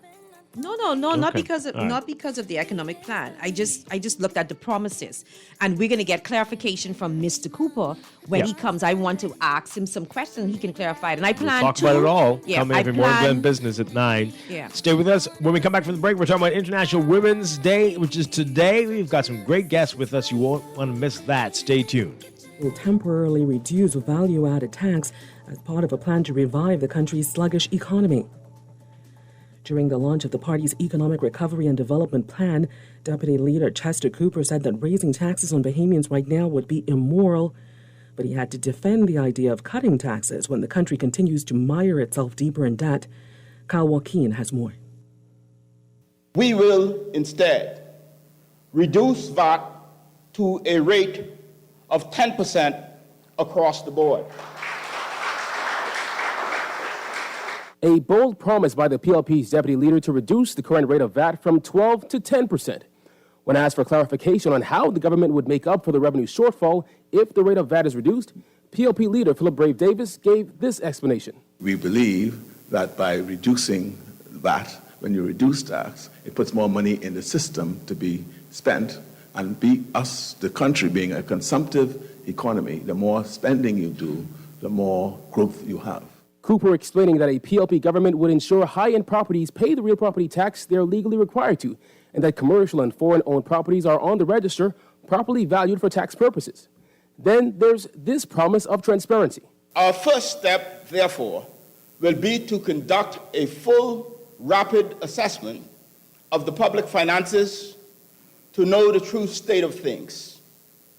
We aim to have this completed within the first 15 days. Cooper touching on the cost of living in the country, promising increased rental assistance and a move to increase minimum wage to $250 per week in the private sector. We are also going to target a reduction in the cost of energy by 30% during our first term in office by mobilizing a comprehensive plan which will include targeting 30% renewables on the grid by 2030. Davis says the PLP's plan places focus on diversifying the country's economy, including an immediate investment of $50 million to fund entrepreneurial developments. We'll be talking about a new domestic investment board and about a tax relief for small business and medium enterprises, and about establishing a sovereign wealth fund that guarantees generations of Bahamians will benefit from our country's natural resources. Also in the party's plan is a step approach to address the COVID-19 pandemic. We will, therefore, offer free testing to all Bahamians, eliminate restrictions not based on science, strengthen isolation protocols in clinics and hospitals, increase the speed of contact tracing to stop new outbreaks. There was also a promise of food security, a blue economy that includes industries like marine biotechnology and aquaculture, and a green economy that can encompass a cannabis for export industry. It isn't enough to talk about the orange, blue, and green economies. It's time for comprehensive policies that allow us to realize their potential. More on the PLP's economic plan is on the party's website, plpbahamas.org. Reporting for the Guardian News Network, I'm Kyle Joaquin. Well, Bahamians will have to wait even longer for those first doses of COVID vaccine. They were due to arrive yesterday, but Prime Minister Dr. Hubert Minnis, in delivering the bad news, blamed logistical problems for the delay. He explained those 20,000 AstraZeneca doses from India will now arrive Wednesday. The rollout of the first 20,000 doses is expected to begin days after the arrival of the vaccine. Because we are receiving the vaccine doses in smaller batches, we will deviate from the original plan slightly. Those eligible to receive these first doses will be healthcare workers in the public and private sectors, residents and staff of elder care homes and non-ambulatory residents registered in the public health system. Dr. Minnis also revealed that an additional 33,600 vaccines will arrive by the end of March. Those are part of the 100,000 vaccines secured through the World Health Organization's COVAX facility, which government has reserved with a down payment. The other 64,000 vaccines, he said, will arrive in March. The Prime Minister also sought again to increase confidence in the safety of the AstraZeneca vaccine, assuring that no one who has taken it has been hospitalized. He argued the country's economy depends on a successful immunization effort. The start of our vaccination campaign marks the beginning of the end of the emergency phase of the pandemic. There will be challenges ahead. However, as we vaccinate increasing numbers of our people, we will gradually and responsibly move away from one of the most difficult periods in living memory. Well, yet another death has been reclassified as COVID-related. Health officials say the victim is a 43-year-old woman from New Providence who died February 7th. Confirmed deaths linked to the virus are now at 182. An additional 13 new infections were recorded Saturday, 5 on New Providence, 6 on Grand Bahama, 1 on Abaco, and the location of the other is pending. Well, still no sign of the passengers or the wreckage of a plane which crashed in waters near Salina Point, Acklins Friday. The Air Accident Investigation Authority said the single-engine Piper aircraft was headed to Inagua from New Providence with 2 Bahamian men on board when it crashed. The U.S. Coast Guard reportedly saw the aircraft Friday, but search efforts by the Defense Force that day were hampered by rough seas, and rescue teams were unable to locate the plane Saturday, despite expanding their search area. Meantime, the body of a man was found near El Waki just after 11 yesterday morning. Assistant Superintendent of Police Audley Peters said that foul play is not suspected, but they are awaiting the results of an autopsy to confirm the exact cause of death. Stay with us, says more news after the break.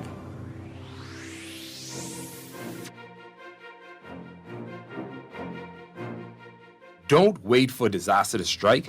This hurricane season, be ready. Protect your home with an affordable and comprehensive home insurance policy from Shield Insurance. You can't control what nature blows your way, but with Shield Insurance, you can rest easy as you ride out the storm. Protect your largest and most valuable investment. Don't take a chance. Put your home in our hands. Shield Insurance agents and brokers in Nassau. Call 356-7202 or Freeport 352-5945. At Apex Award Signs and Engraving, the name says it all. The country's trusted name for trophies, plaques, corporate seals, rubber stamps, badges, bumper stickers, traffic and street signs, keychains, t-shirts, interior signs, restaurant menus, and so much more. Apex Award Signs and Engraving, number 128 Mount Royal Avenue in Wilton Street. Open 9 to 5, Monday to Friday, and 9 to 1 on Saturdays. Visit the website at apexawardsbahamas.com. Apex Award Signs and Engraving, number 1 in the Bahamas.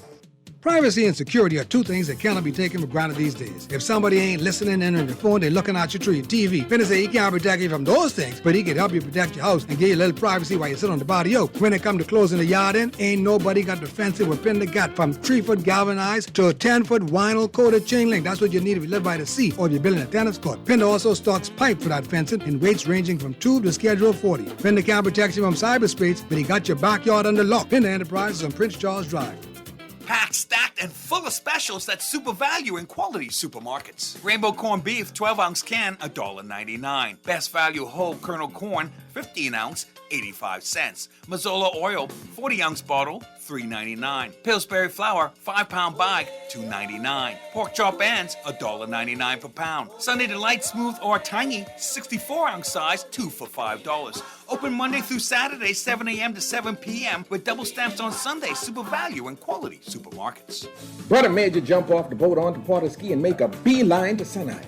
Tell Miss Wallace them, I need a battery for this, a battery for that, and a battery for this. You got them? She say, man, you joking? I'll put a battery in you too. Major say, you mean you can still energize this old bunny? She say, man, we'll give you one good overhaul service, lubricate your 21 joules, then jumpstart your lithium battery, man, you'll be good as new. Major say, well, I didn't know you could do all of that. She say, well, of course I can, because that's the kind of me I am. Sun Isles Watch and Clock, number 112 Montrose Avenue. Watch and clock sales and repairs for over 40 years.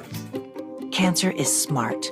It pushes us. We push back, challenging conventional thinking, finding smarter solutions.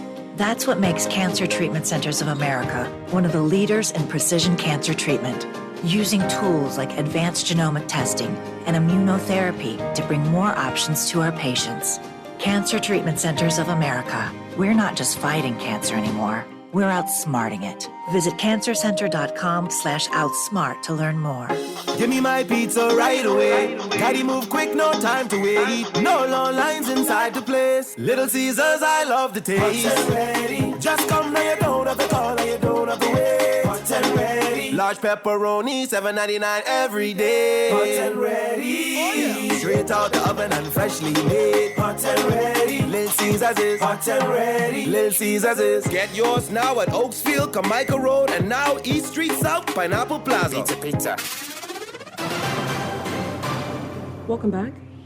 Some public schools are reporting positive results with that new hybrid learning model. Jillian Gray takes a look. It's been just over 2 weeks since students returned to the halls of their schools. And while face-to-face instruction looks a little bit different than it did before, educators say they're just happy that students have returned to the classroom. We're still working on that 20%. We are going to get there, but we have 80% of our students.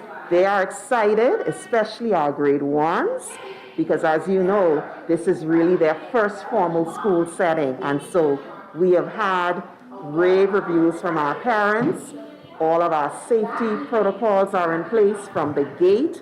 Schools are operating at 50% capacity, which means students alternate days and use a hybrid model of learning. Principal of Eva Hilton Primary School, Jermaine Butler, says face-to-face instruction is the gold standard as it produces more effective learners with fewer distractions than a virtual environment. He says he's expecting better grades as a result of the shift. The students are now learning better, they're engaging better. We expect that the grades are going to improve. We expect that socialization is going to improve, of course, and it's less stress on the parents because, we were going into the parents' houses and we're making them a bigger partner in terms of teaching, and that's not their, profession and so on and so forth. So it gives them some relief. And also, again, we have lost some time, some direct instructional time we need to catch up on. And so to have the children back face-to-face is wonderful, and the parents have been receptive to it, so as the teachers, and so it's a much better learning environment. Intervention groups were created when some students had difficulty learning virtually. Those students go to school for an additional day, have a special schedule, and increased focus on core subjects. Boredom setting for a lot of the children, distraction has been magnified. And so some of our kids that can use a little bit more sharpening, not just the kids that might be challenged, but also the sharper kids. They need to remain sharp. And so in this day, we have some of the kids coming back in who would need some more enrichment, as we call it. So they're going to have a heavy concentration on those literacy and numeracy skills. And like I said, they have the additional day. And so we have our strategies in place that we're going to use to help them so that we can see that if we can close the learning gap that currently exists. Despite having to wear a mask all day and follow new guidelines for kindergarten, student Jonathan Udin says school is where he loves to be. Have you been enjoying school? Yes, Mom. What's your favorite part of school? My favorite part of school is learning the lessons. Oh, what's your favorite lesson? Learning the words. Words. While these students say virtual was not that bad, they agree that face-to-face is preferred. It feels good, fun. I love my new teacher. School is a lot more fun than virtual. is your favorite subject? Social studies. Why is it social studies? Because I can learn more about my culture. For the Guardian News Network, I'm Jillian Gray. That's going to do it for local news. Stay with us. AP News is next.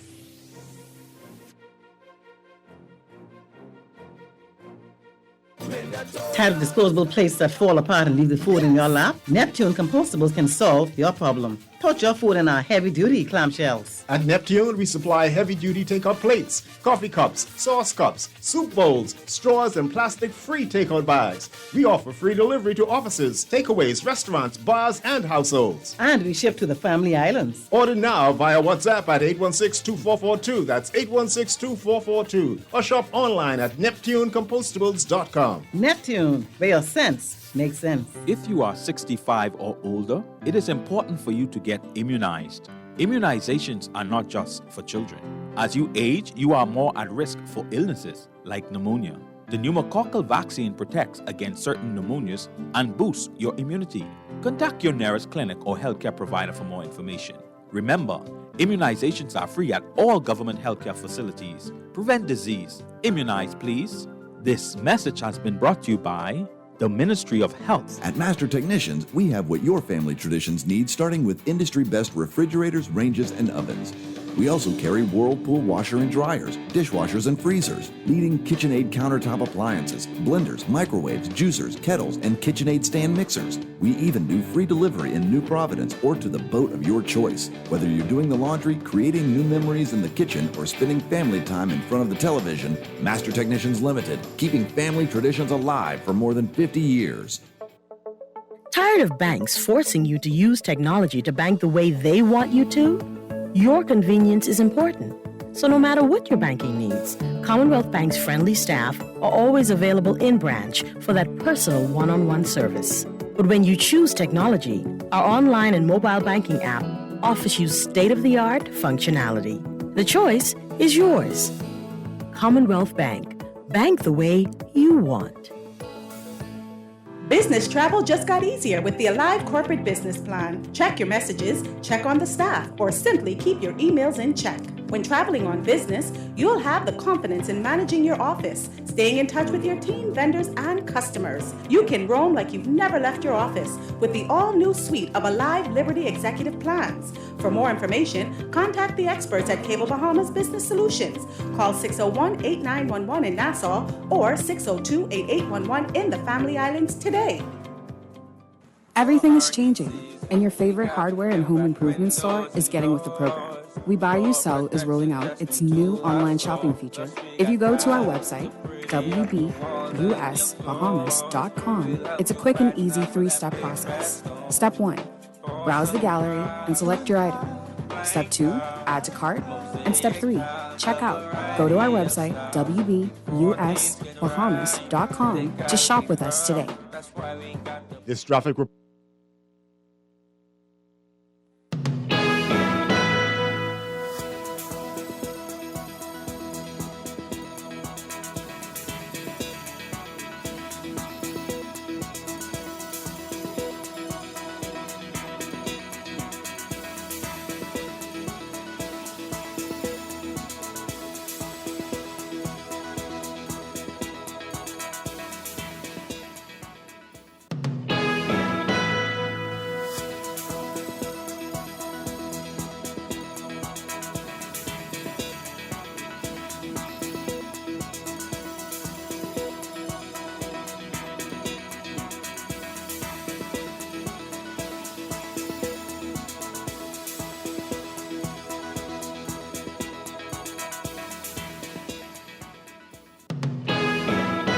Welcome back to Morning Blend here on Guardian Radio 96.9. We are streaming live on GuardianTalkRadio.com and on the Guardian Radio app for smart devices. Also on your televisions on Cable Bahamas Channel 969 and BTC Flow Channel 612. You can tweet us at Morning Blend 969 or Facebook.com/Morning Blend 969. Text us 422-4796. And now at 8:18, it's time for your final look at weather. Well, your look for weather this hour, brought to you by Bahamas First Insurance. Here's what's happening. Got that cold front that is over the area now. It's going to leave the southeast Bahamas by today, while strong high pressure supporting strong winds and rough seas will continue to build behind it. As a result, small craft operators should remain in port and beachgoers should stay out of the water due to dangerous sea conditions. Motorists and pedestrians should exercise caution on coastal roads as well. For all areas today, your forecast calls for partly cloudy to cloudy, windy, and cool conditions with isolated showers through tonight. Again, small craft operators should remain in port. We're off to a cool start. It's only about 68 degrees right now outside in Nassau. Look for highs getting up to around 75 Fahrenheit, 24 Celsius today. Overnight lows tonight getting down to about 64 Fahrenheit, 18 Celsius. In your extended outlook, high pressure will slowly drift eastward across the Bahamas, while near gale force winds and dangerous sea conditions will continue through Wednesday. So for tomorrow, Tuesday, look for partly cloudy to cloudy, windy, and cool conditions with a chance of a shower. Wednesday, pretty much the same, partly cloudy to cloudy, windy, and cool with a chance of a quick passing shower. That's your morning blend weather check, brought to you by Bahamas First. What's first for you comes first for us.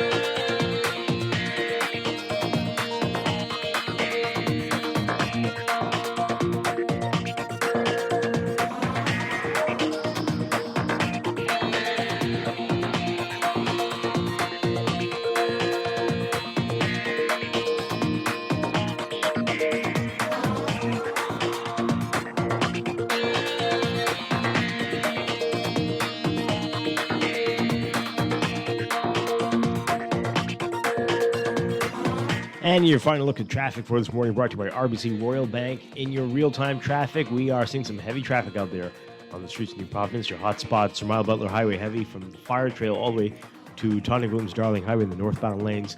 Gladstone Road as well from Fire Trail up to JFK Drive. Elsewhere, Independence Drive, heavy traffic, especially in the westbound lanes, eastbound as well this morning. And northbound on Blue Hill Road, just north of Soldier Road, especially as you head to that roundabout with Independence Drive. Further south along Blue Hill, that junction with Carmichael looking pretty busy. That's the eastbound lanes heading towards Blue Hill Road. And further south, Cowpen, Zion Boulevard, that intersection there with Blue Hill Road, you're going to be seeing some heavy traffic in that area. Other hot spots this morning, Bernard Road and Eastern Road. Bernard Road westbound, Eastern Road westbound, and the intersections with Prince Charles Drive, Prince Charles and Fox Hill, Prince Charles and Beatrice, and Robinson Road, and between Soldier and Old Trail. They're going to be a hot spot for you this morning. Marathon Road and Mackey Street also. Marathon Road and Village Road and Soldier Road looking busy this morning. So keep that in mind and pack your patience on this Monday morning. That's your real-time traffic and your morning event traffic alert brought to you by RBC Royal Bank.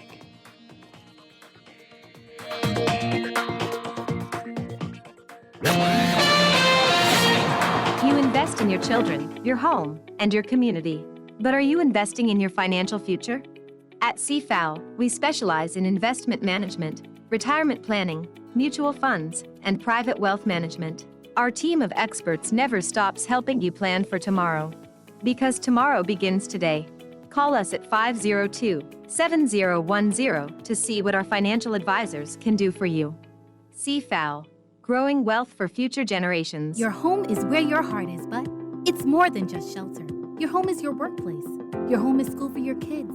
Your home is even your happy place where you play. Get the best internet connection wherever you are with blazing fast speeds up to 300 megabits per second for as low as $99.99 and installation within 48 hours. Sign up for any of our fiber packages today and get a chance to win a free tablet in your second month. Call or WhatsApp 577-SHOP or 424-SHOP and sign up today. Conditions apply. RBC and Visa bring you a benefit as unique as you to enjoy Disney Plus. Get 2 months of the all-new Disney Plus streaming subscription on us if you have an RBC Visa Platinum card. Learn more by visiting www.rbc.com/Caribbean/Disney. Reimagine new ways to bank better. This is Guardian Radio 96.9 FM. Fresh news, smart talk, all day.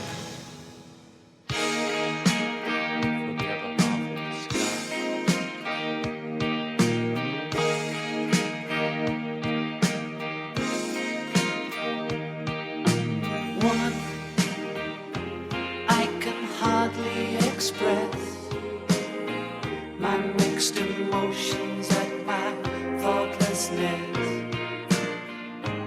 After all, I'm forever in your debt.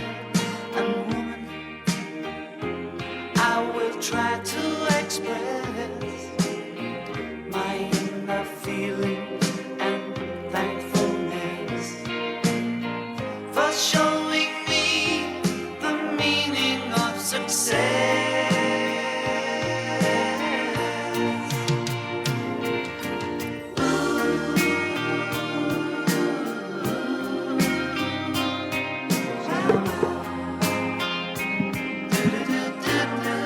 We are back here with Morning Blend on Guardian Radio 96.9. Dwight Strachan along with Pamela Musgrove, and it is International Women's Day all over the world, of course, and the Bahamas no exception. I'm very pleased to be talking about this morning. We've got some great guests as we begin our conversation. From the Office of the Spouse, we have Dr. Ann Higgins, and from the Department of Gender and Family Affairs, we have Agenda Roberts and Elaine Sands. Ladies, great to have you with us. Happy International Women's Day. Thank you. Thank you. Good morning. All right. So we see that there is a global theme, choose to challenge, hashtag choose to challenge. We have the same theme here in the Bahamas? No. It's women in leadership, achieving an equal future in a COVID-19 world.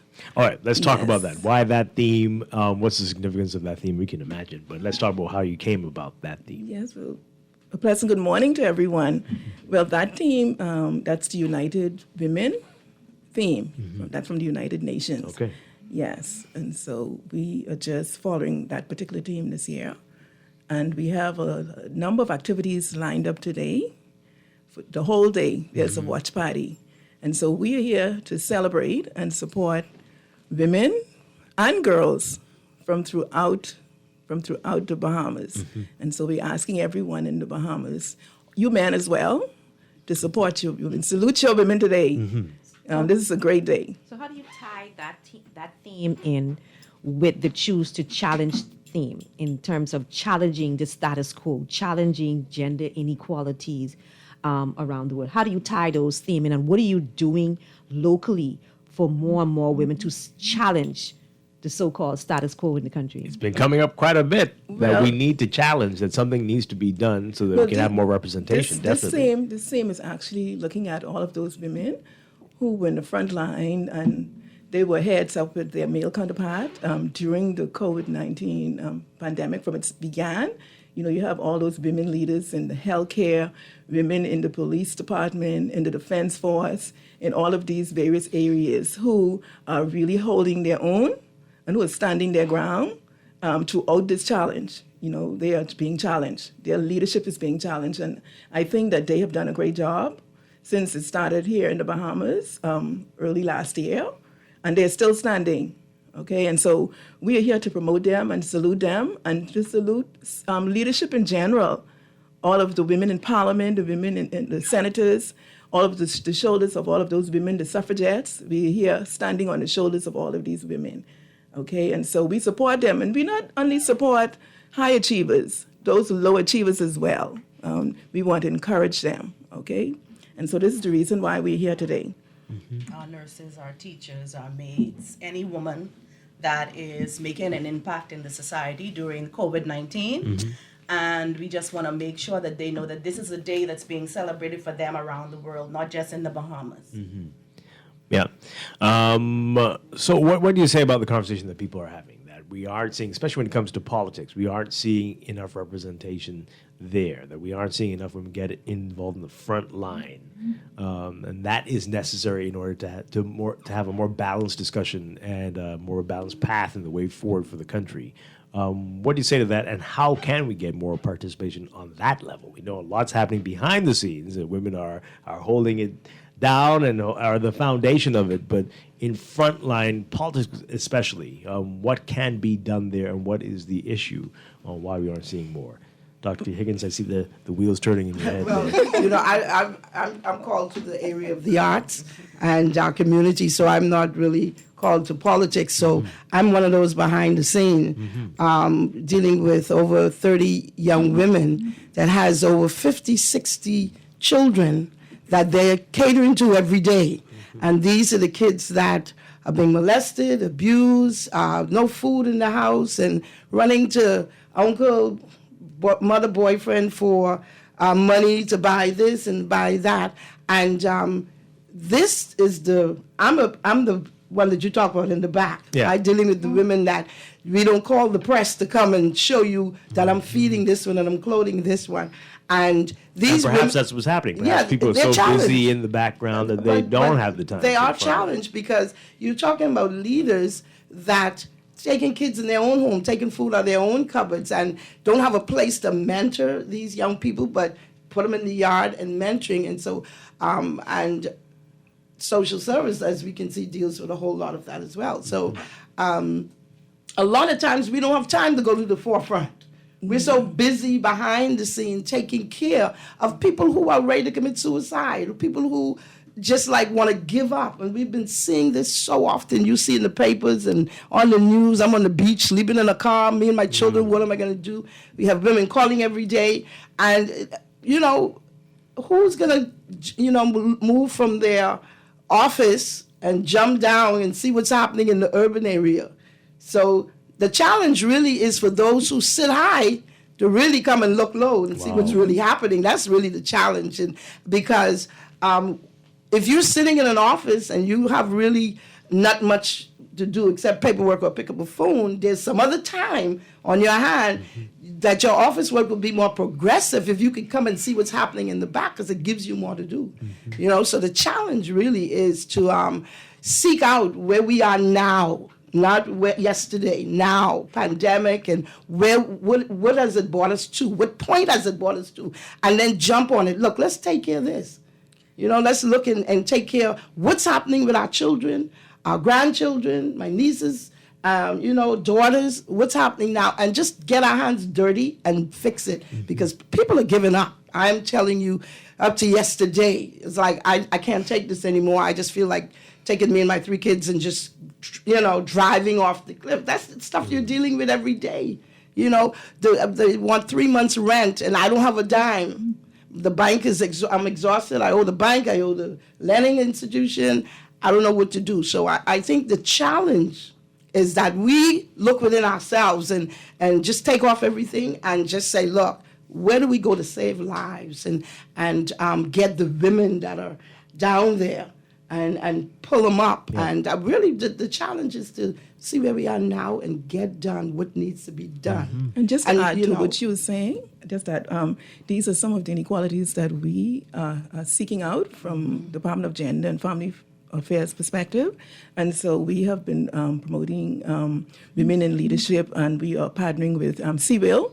You all heard about CWIL. That's the... Tell us more about it. The Caribbean Institute for Women, and they are training Bahamian women. It's the Bahamian chapter, okay? Charlene Paul? Yes, she's the... Y'all heard about Charlene Paul? Mm-hmm. She's the person who is in charge of that.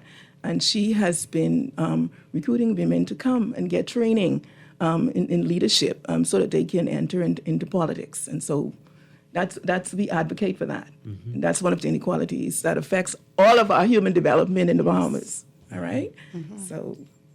Yeah. Tell us more about the work of the department, your department, and what you all and how you all are addressing, along with what you just talked about, these issues that are coming up. I'll start from the history. The department was a woman's desk back from 1981. It then became a bureau, and it then became a department as of 2016. Mm-hmm. There are 9 of us in the department.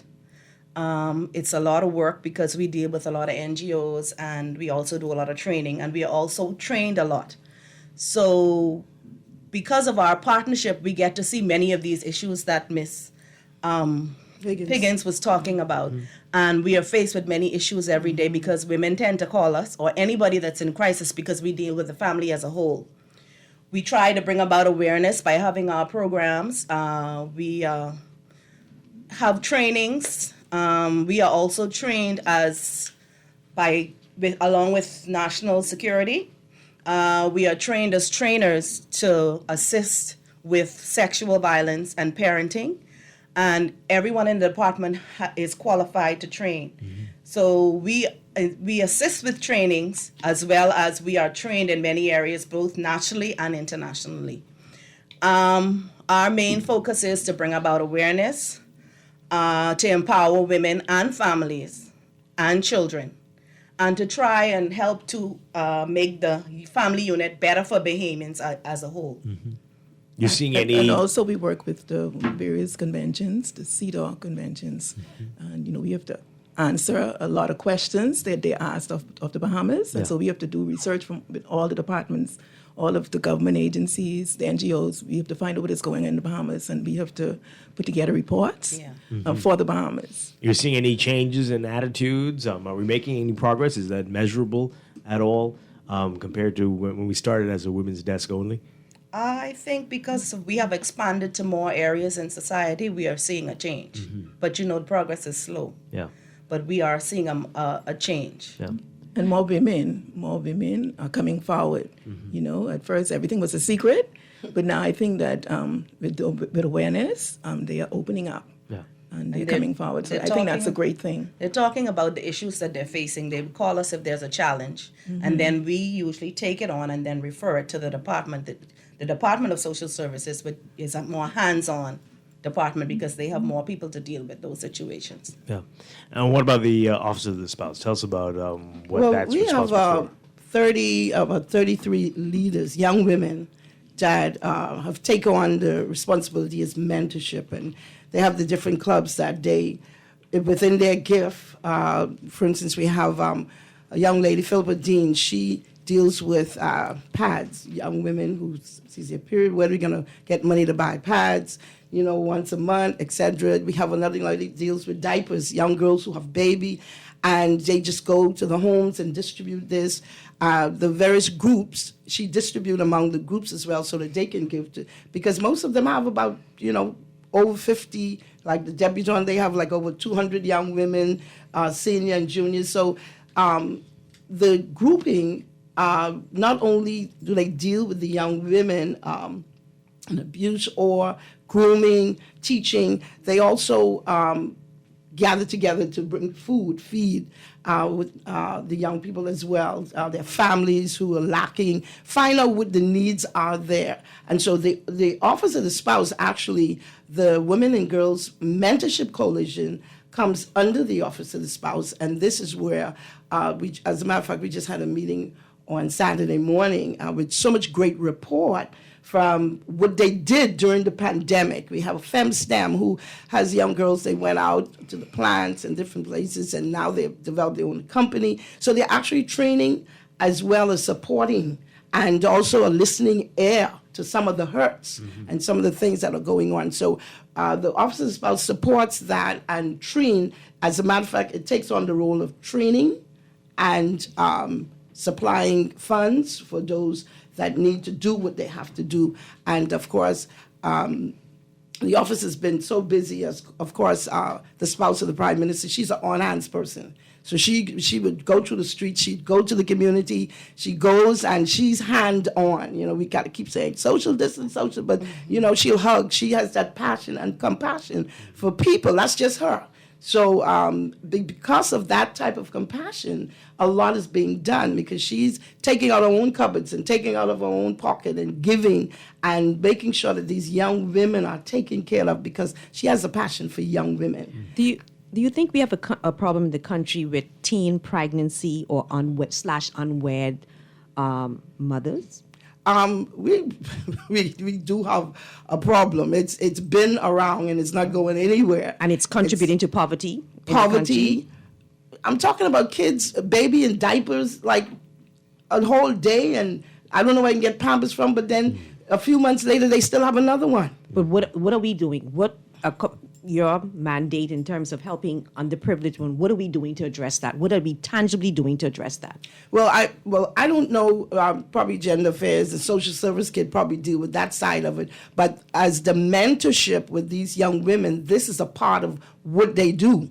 They train, they gather these young women once, twice a week. They teach them.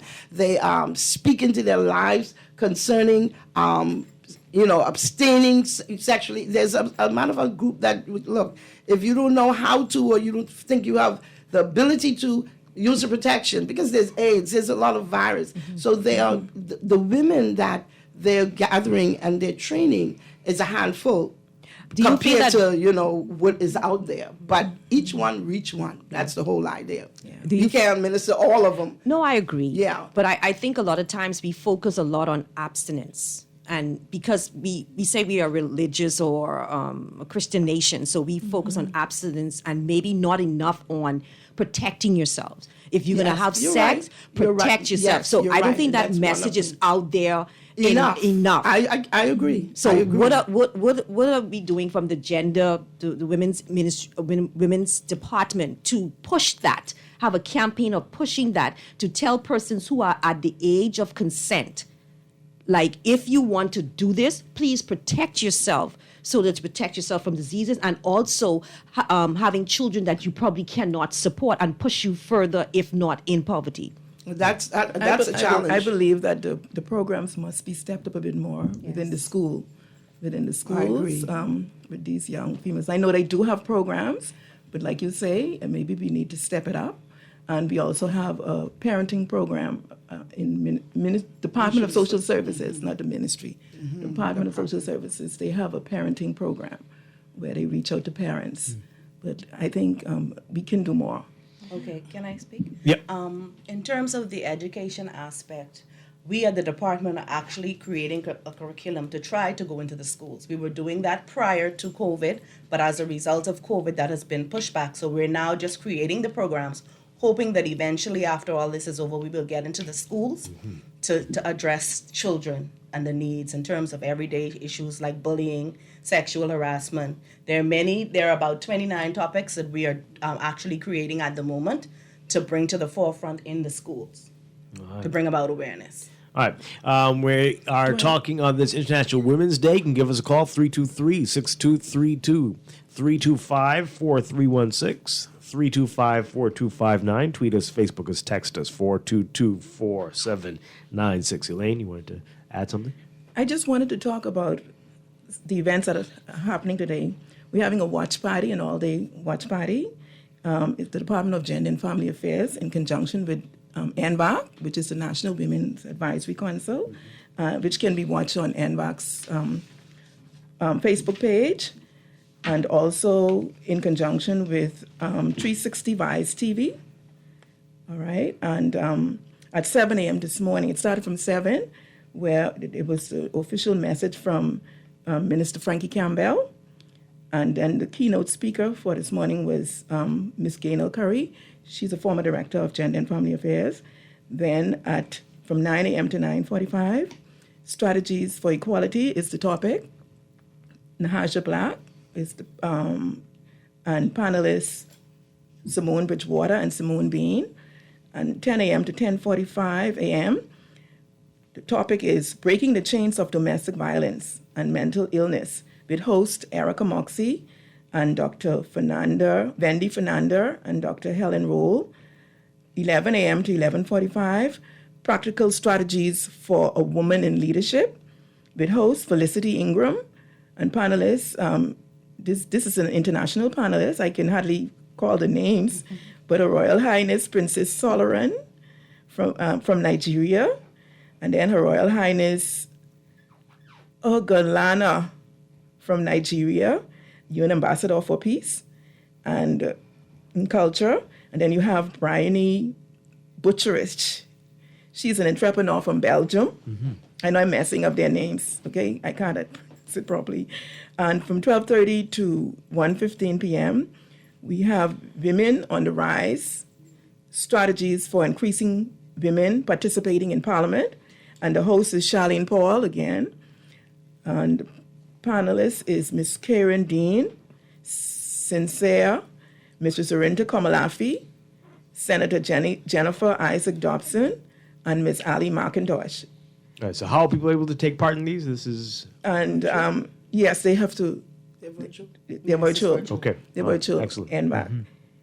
All right.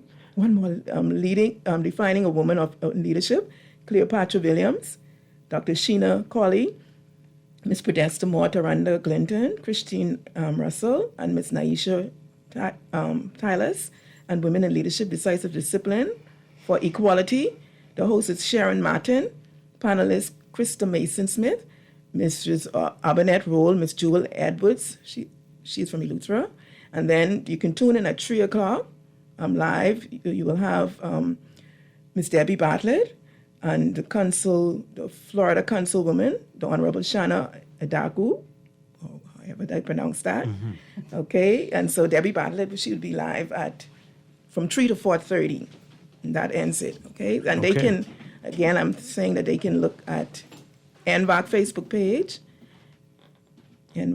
page, and also 360 Vice TV. Oh, excellent stuff. All right, let's take these calls really quickly. Good morning, caller. You are on Morning Blend on this International Women's Day. Good morning. Are you there?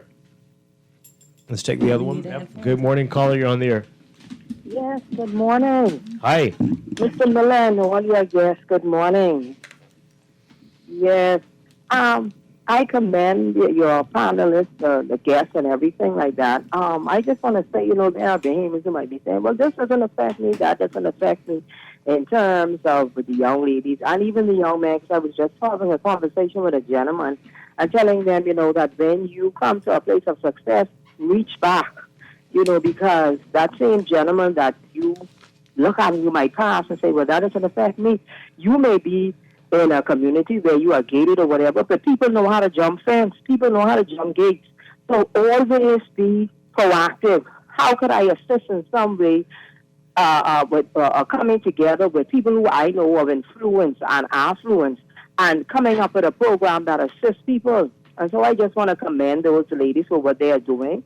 And then also I would like to say, I hope that they are partnering within the system, bringing systems together, the banking system, the educational system, the different colleges and stuff, that when they have these ladies come in, immediately when they sign up, depending on where they want to go in life, you could quickly put them on that, that elevator or that escalator towards that place. They may not begin it right then, but that seed that's being sown, you understand, Paul, there's one water, one source, but God gives the increase. And another thing is,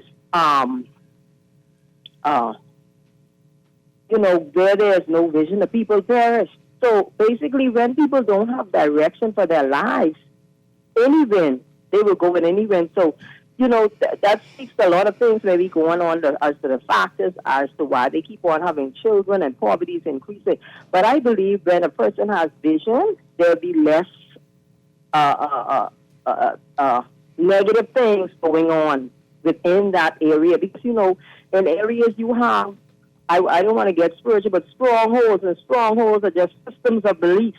So there's a system of belief in Cable Beach. There's a system of belief in Windsor Avenue. There's a system of belief in this area. So there's a train of thought in each one of those areas. So but we need to ensure that it's the right system of belief. So I just want to commend those ladies, and I'm just asking, are they partnering with the necessary persons? That when they have these people come into their program, do they sign them up and just give them the food and that's it, and a prayer and whatever, or do they sign them up, give them the necessary spiritual education as well as the natural education, and send them off in the trajectory onto a path that will assist them in empowering themselves? You don't just want to assist people, we want to empower them. And I just leave that right there. So I'm just waiting for the answer. Thank you very much. Appreciate it. I come in agreement. I strongly believe in empowering through presence, because if I go in the urban area to empower someone, the difference is I'm going to them. They're not going. First of all, they ain't dressing up to come nowhere, because they're comfortable in their environment. So you really have to go to them. Well, anyway, there's a lot of things because of where I came from. Drug addict, topless lead dance in the casino. I know, but dealing drugs, I've been in the environment. I know about what my life was. So I understand there's some things I'm not going to do. You can invite me to church, I can duck you. You invite me to come somewhere where I got to dress up, you ain't going to see me. I can tell you I come, but I'm not coming because I want to go get the next hike. Or I want to go get the next drink across the street in the bar. So you have to know where they at so that you can meet them where they at. And like the young lady said, partnering. You might not be able to go, or you might just decide you ain't coming out of your clean environment to go in no ghetto. Well, then support somebody who in the ghetto. Who's going to do it? Partners, support. Say, look, that ain't me. Look here, if you doing it, here's a couple $, buy the kids some laptop, buy the kids some food, whatnot. And then what we do is we empower them. You ain't eating before you get empowered. You can sit and listen to me before I feed you, because most likely they're only coming for the food. Right. They're only coming for the clothes. You could go through the urban area and give away $1 million and thousands of food and whatnot. They gonna grab it and take it, and they ain't hear nothing you say. And they ain't interested in nothing you say except what you bring them. So I'm challenging women that sit in places to go back in their community. Go find Miss Doris' son or daughter that you remember when she was a baby, and now she out there prostituting or out on drugs. Gender affairs and social service can only do so much. They set the program up, but could you go and volunteer and help them with the program? Because they're a system. We rely on the system, but the system needs people. You see what I'm saying? These ladies have gender affairs. They're doing virtual. They're doing a whole lot of things, and you hear all the information they're going. But who gonna listen to you in the ghetto who don't have a tablet? Even if they have a phone, they're trying to buy numbers. Yeah. So, but if you know that there's over 3 women that you could call or sit in your car with or drive there and say, listen, we having something, I need y'all to sit with me for half an hour to listen to this, because you know what the information they will get is going to get to them. Even if it's one, you be trying to minister to 100 people, look at each one, reach one. And that one, somebody impacted my life. It was Dr. Achara that invited me to church some years ago, and I'm changed. And then I've been changing the world through the arts, the gift that God gave me. So I go back into the community and I reach them because my life has been touched. And I know if nobody had come to me, I was not going to them. Wow. And so I'm challenging women out there to just, take off your everyday faces and get your hands dirty and reach, because they are lives. I'm telling you, I was one of them. They can be changed. You can help turn their mind away from despair of like, I'm not going to make it, I can't do it. I know, but walking away from everything and sleeping on the floor, an empty 1-bedroom apartment, 3 kids and pregnant with 1, but don't know what to do and where to go. But somebody reached me, and there are hundreds of people in the urban areas, children being molested every day. I don't care how much social service and system you have. The children, mother can say, if you tell, listen, they are going without being told. Half the story has not yet been told. They're afraid. They ain't gonna know what they can trust. And the system is not helping them. And the reason, not that the system is not good, it's just that people are not working the system. You know what I mean? And you have such great programs, gender affairs and social service. They are out there for the people. But who is going to go and help them reach the people? That's the key. Not somebody who, I'm working for social service, look at once I get my paycheck at the end of the month, so be it. I just need a job. And that's our problem. We just want a job to make some money to go spend again. We don't have the passion anymore. Yeah. Wow. Let's take this final call. Good morning, caller. You're on there. Good morning. How are you? Doing well. Good morning. Your previous caller made so much sense just now. I was a teenage mother. I spent a few months in the PACE program, and like Pam mentioned earlier, it's one thing to preach abstinence, but the numbers are still going up. We need persons in the schools, the guidance counselors in the schools, to reach young girls. Abstinence messages, slogans, it's not working. It's not working. So we have to open the avenues of protection. It's more than condoms. It's birth control, and it's not just birth control for the young women, but we have to start young men. I had my daughter at 17, and I sat and I listened to all of the messages. I wrote slogans. I was an honor roll student. I played 3 instruments, and I still found myself pregnant at 16. And so we have to find different avenues to reach these young girls. We need to give them the tools they need to help them to become successful. And like the caller said, there are some who are going to listen, and then you have others who, this is all I know. This is what I've seen all of my life. My mother went through it. My aunts went through it. And it's not new. It's normal. It's normal. Seeing a gun is normal. Watching my mother walk around in hot shorts with a cigarette or a Bud Light and a Guinness, that's normal for some of these young girls. And so we have to find different ways to reach them. Programs are out there, yes, but they are not as effective as they should be. I've been trying to become a volunteer with the PACE program from 2016. This is now 2021. I've left my number, my email address. Nobody has reached out to me. Nobody returns calls. But I'm working with young girls one-on-one, trying to help and assist as best I could. But the programs are not working. They are not effective. It's not enough to get on these talk shows and talk about it. The work has to be put in, and doing the same things over and over and getting the same results. That's insanity. We need to do something different. Okay, caller, thank you very much. A lot to think about there. Wow. So a lot of work, clearly a lot of work to be done while we celebrate the women who have achieved so much. We cannot forget the other ones who have a long way to go. Right? So, boy. All right, so a lot happening today, as you said, and you can get more information again with the virtual. Well, we know that there's a special section in today's NASA Guardian. There's some information in there, definitely. But all day long, this is going to be going on. And this is wonderful stuff. Thank you very much, Chenda Roberts and Elaine Sands with the Department of Gender and Family Affairs, and Dr. Ann Higgins with the Office of the Spouse. Thank you. Again, a happy International Women's Day to you and to everybody. Thank you. Thanks for having us.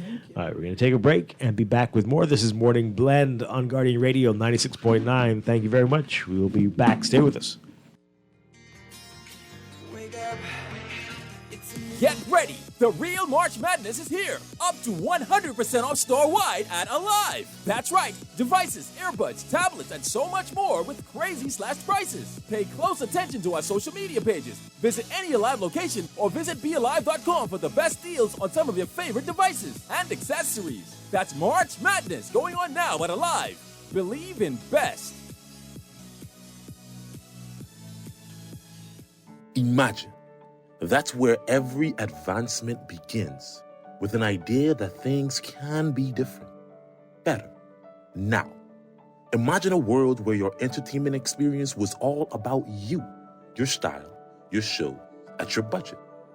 At Rev, that's what we've imagined.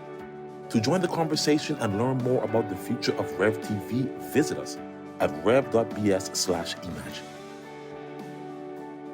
Meet Jackie. Jackie's a hard worker with a steady income, but she has a personal loan and multiple credit cards to pay off.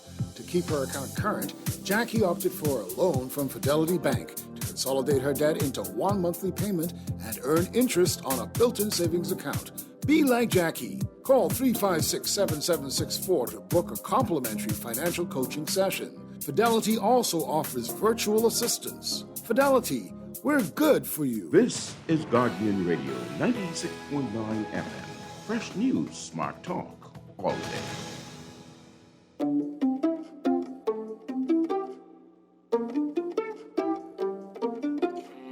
Heaven sent you to me. I'm just hoping I don't repeat history. Boy, I'm trying to read your mama on a Sunday, but make a lot of love on a Monday. Never need no one else, babe, 'cause I'll be switching up positions for you. Being in the kitchen and I'm in the bedroom. I'm in need of lift, they say I'm pumping through holes. I'm out of love and fitting nothing I wouldn't do, but I won't do. Switching for you, perfect, perfect. too good to be true. But I get tired of running. Now I'm running with you. So I'm trying to reach my. Hi, we are back here at Morning Blend on Guardian Radio 96.9. Dwight Strong along with Pamela Musgrove. International Women's Day. Oh boy, here we go. Here's this text here. Hey, Dwight, it is not the absence of women in politics that makes life so hard. It is the values that society is bowing to, like same-sex adopting children. So let's stop pushing women in leadership like that will solve our problems or make any difference. You don't need to be in politics to impact change. Stop it. That's a text there. That's just only one aspect of removing. I mean, you used that example. Just one aspect of removing the inequalities. Right. Mm-hmm. And so the focus of this year's theme is basically to challenge the gender biases and challenge the inequality that exists in the world and even more specifically within the various countries. But that's a false argument, I think, from the texter, right? And then we in this country celebrate Majority Rule Day, right? And if you look at it population-wise in terms of birth and stuff, I mean, the women have a slight edge. So, I mean, at least some equal or near equal representation in terms of politics would be something, especially since you do seem to appreciate the majorities running the show. So practice what you preach, right? And a lot of, I think persons, they think of it, this Women's Day, as being a feminist movement, but actually it started as from a female in Germany, it was a labor issue. Because you remember way back then, women were considered objects. They were not considered real people. And so, transforming and moving towards equality was the fight of many women way back then, and it continues today. So it's not necessarily a feminist movement, so to speak, although I don't think anything's wrong with feminism in terms of supporting the rights and the issues that affect women around the world, but it didn't start at that. It started as a so to speak, labor movement when the lady back, I can't remember her name, Clara, I can't remember the last name, she started this grouping. She was from Germany, to bring about equality. And it's still a big problem, right? People in terms of wages, in terms of time off for women, maternity leave, in some places in the world, not given as much as Bahamians get. I read in the UK, their UK Parliament, they just enacted law that female pregnant women would have maternity leave. Right. In the U.S., it's not across the board. They just did that. They have their first female that got maternity leave just last week or so. It's crazy. Yeah. It's crazy how. So in that regard, the Bahamas is a little further ahead than many countries. Right. But so there's a lot of that stuff going on around. I just think for me, across the board, it doesn't matter your race, your gender. We should all be treated equally. That's my position. We should all be treated equally. Apparently, a lot of people disagree. A lot of people disagree with that. Boy. All right. So, again, happy International Women's Day. There is a great section in today's National Guardian about this, and you definitely want to get a copy of that today and read all about what's happening here. Okay. So, we're going to break. We're going to break for news. When we come back, Morning Blend Business, and we're going to get into what the PLP is saying about the economy and what they would do should they win the next election that's coming up with us in just a bit. Stay with us. This is Morning Blend on Guardian Radio 96.9. Never need no one else, babe. 'Cause I'll be switching up positions for you. Cooking in the kitchen and I'm in a better room. I don't need a lift, they say I'm pumping through hoops. I'm not loving, then there's nothing I wouldn't do. But I won't do. Switching for you. Perfect. Good to be true. But I get tired of running. Now I'm running with you. So I'm trying to reach mama on a Sunday.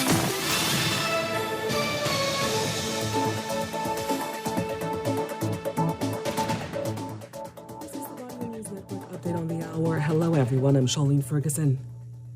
If elected, the PLP says that its plan for reviving the Bahamian economy post-COVID would include reducing value-added tax to 10% for 12 months. Asked how its government would make up for the revenue shortfall considering the country's record debt levels, BLP leader Philip Davis argued they hoped that the tax cut would get Bahamians spending more, thereby stimulating economic growth. They also intend to ensure that property tax owed on high-end properties is paid and recommend increasing the minimum wage to $250 per week in the private sector. In other news, delivery of some 20,000 AstraZeneca COVID vaccines from India has now been pushed back to Wednesday. Prime Minister Dr. Hubert Minnis said the delay was due to logistical issues, but that government will launch its vaccine rollout plan within days of receiving the doses, and that the first doses will go to healthcare workers and residents and staff of elder care homes, as well as registered ambulatory residents. An additional 33,600 doses of the vaccine secured through the COVAX facility is scheduled to arrive by the end of March, with the remaining 64,000 doses due sometime in May. And the search for the pilot and passenger of a plane which crashed in waters off Acklands Friday has so far been unsuccessful. The Air Accident Investigation Authority said the single-engine Piper aircraft was headed to Inagua from New Providence with the 2 Bahamian men on board when it went down. Bad weather hampered the Defense Force's search efforts Friday, and we're told nothing was found Saturday despite expanding the search area. That's what's making headlines at this hour. Stay with us. AP Update is next. Hello, sir. Your credit card bill is due. Hello, sir. It's time for your monthly loan payment. Tired of creditors pounding at your door? Sign up for a debt consolidation loan from Fidelity Bank and consolidate your debt into one low monthly payment. What's more, you will also earn interest on a built-in savings account. The pandemic has curbed many freedoms, but at Fidelity, our focus is to help regain your financial freedom. Visit a branch or speak to Fidelity Bank at 356-7764. COVID safety measures in place at all branches. Fidelity, we're good for you. Beulah, gal, can you believe this? We are now the patrol queens of the neighborhood. We now large and in charge. So we need to check out what's going on in everybody's yard. What about that gun that we know that Junior and his homeboys just ran out? Can we report that too? Of course we can. But we could be in deep trouble if they find out. We need to report what we see, Beulah. When you call Crime Stoppers, they just answer your call in Miami. So then we can report everything? Guns, where they hiding the drugs, who shoot who part of which gang, or who disturbing the peace with the loud music and the motorcycles. Then our neighborhood will be the best in the Bahamas, and everybody gonna want to come live here. And then our house price will go up, gal. So what we waiting on? What's the number? If you see something, say something. Let us all pitch in and stop the crime before it's your time. Call 328-8477 from Nassau or 242-300-8477 from the Family Islands. Or text us through the Crack Crime Bahamas app. Stop the crime before it's your time.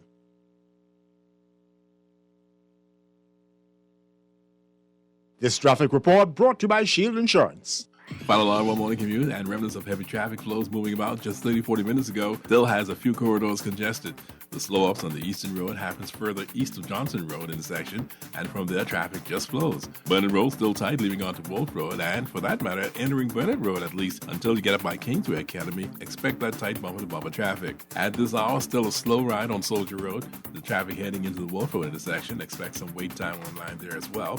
Prince Charles Drive itself continues as a manageable ride with a few delays. It's only on the approach to Soldier Road that the ride slows down from there into Marathon. From the south, you've got the ride along East Street that slows crossing Soldier Road and traffic delays stacked up there getting through the Independence roundabout. Independence Drive West Lane onto Blue Hill Road, that's slow and stacked. And Independence Drive East Lane into the East Street roundabout is slow and stacked as well. However, it's those gateway intersections coming out of the southwest where the majority of the morning commute emanates from and gets hung up as well. Even with the help in the roundabout this morning, some Alabama highway traffic still stacked along that route. The systematic release happening there got a lot of them out, but those areas still challenged to get their traffic out of there. Delays and congestions are visible leaving Classic Road, some Alabama Highway, and Carmichael Road onto Blue Hill Road. This National Traffic Report service of Sunshine Finance. Get the money you need in 24 hours with Sunshine Finance Limited in any of 4 easy ways. Email an inquiry to apply@sunshinefinanceltd.com. Call 502-6500, send a WhatsApp to 376-4561, or visit the office at either Shirley Street or Carmichael Road for Sunshine Finance Limited, your leader in private lending. With your Ryan Sky look at traffic in real time, I'm PANN.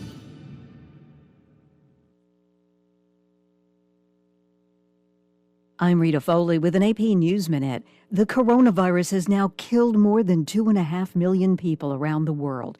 But here in the U.S., some states are beginning to lift COVID restrictions. The AP's Ben Thomas. We need to stay on this path. White House Coronavirus Response Coordinator Jeff Zients on NBC's Meet the Press. People do need to meet the president's challenge of masking up. People do need to take the vaccine when it's their turn. Health experts tracking new virus variants warn that lifting restrictions too soon could lead to another lethal wave of infections. With the vaccine, we're now on the offense. Appearing on ABC's This Week, Ohio Governor Mike DeWine puts it this way. In Ohio, we can't give up the defense. We have found that these masks work exceedingly well. I'm Ben Thomas. This morning, Syria is announcing that President Bashar Assad and his wife have tested positive for the coronavirus. Both have only mild symptoms, says his office. I'm Rita Foley.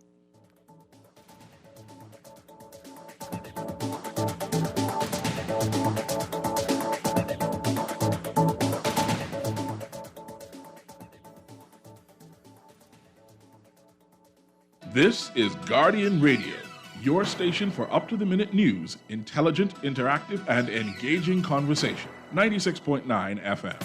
The views and opinions of the hosts and guests are their own and do not necessarily reflect the position of the management and staff of Guardian Network. Wake up, it's a new day. Wake up, it's a new day.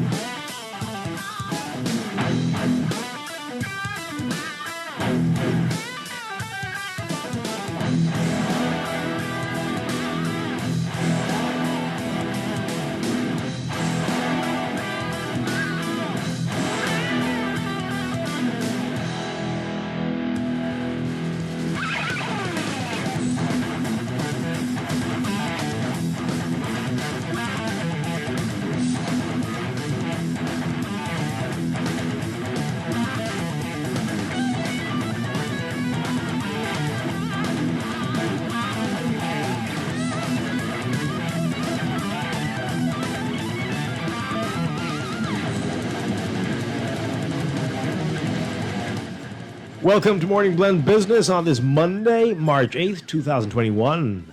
And welcome back to Morning Blend for our Morning Blend listeners. Dwight Strong with you, along with Pamela Musgrove. Today, we are going to be talking about the PLP's Economic Recovery and Development Plan that they just launched yesterday. Deputy Leader and Shadow Minister of Finance Chester Cooper, our guest this morning. We're going to get into that plan with him today. That's coming up. But first, it's time for your morning business report brought to you by CFAL.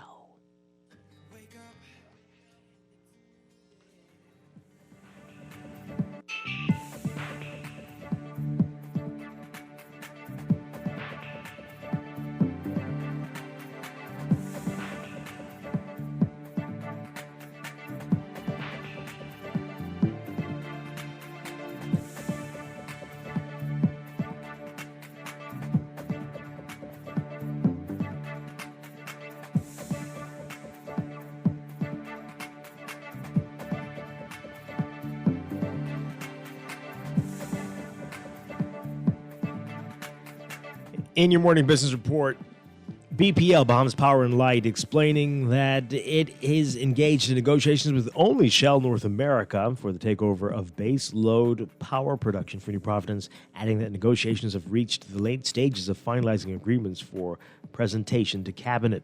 BPL releasing a statement yesterday after it was revealed last week that a local company with hopes of providing fuel and generation for the Bahamas had an audience with BPL. That statement saying, quote, "The Bahamas Power and Light Company Limited wishes to advise that we are not negotiating with any company other than Shell NA with regard to the proposed LNG gas to power project. Any suggestion to the contrary is spurious." WMS Holdings Limited revealed in a press statement last week that it was in talks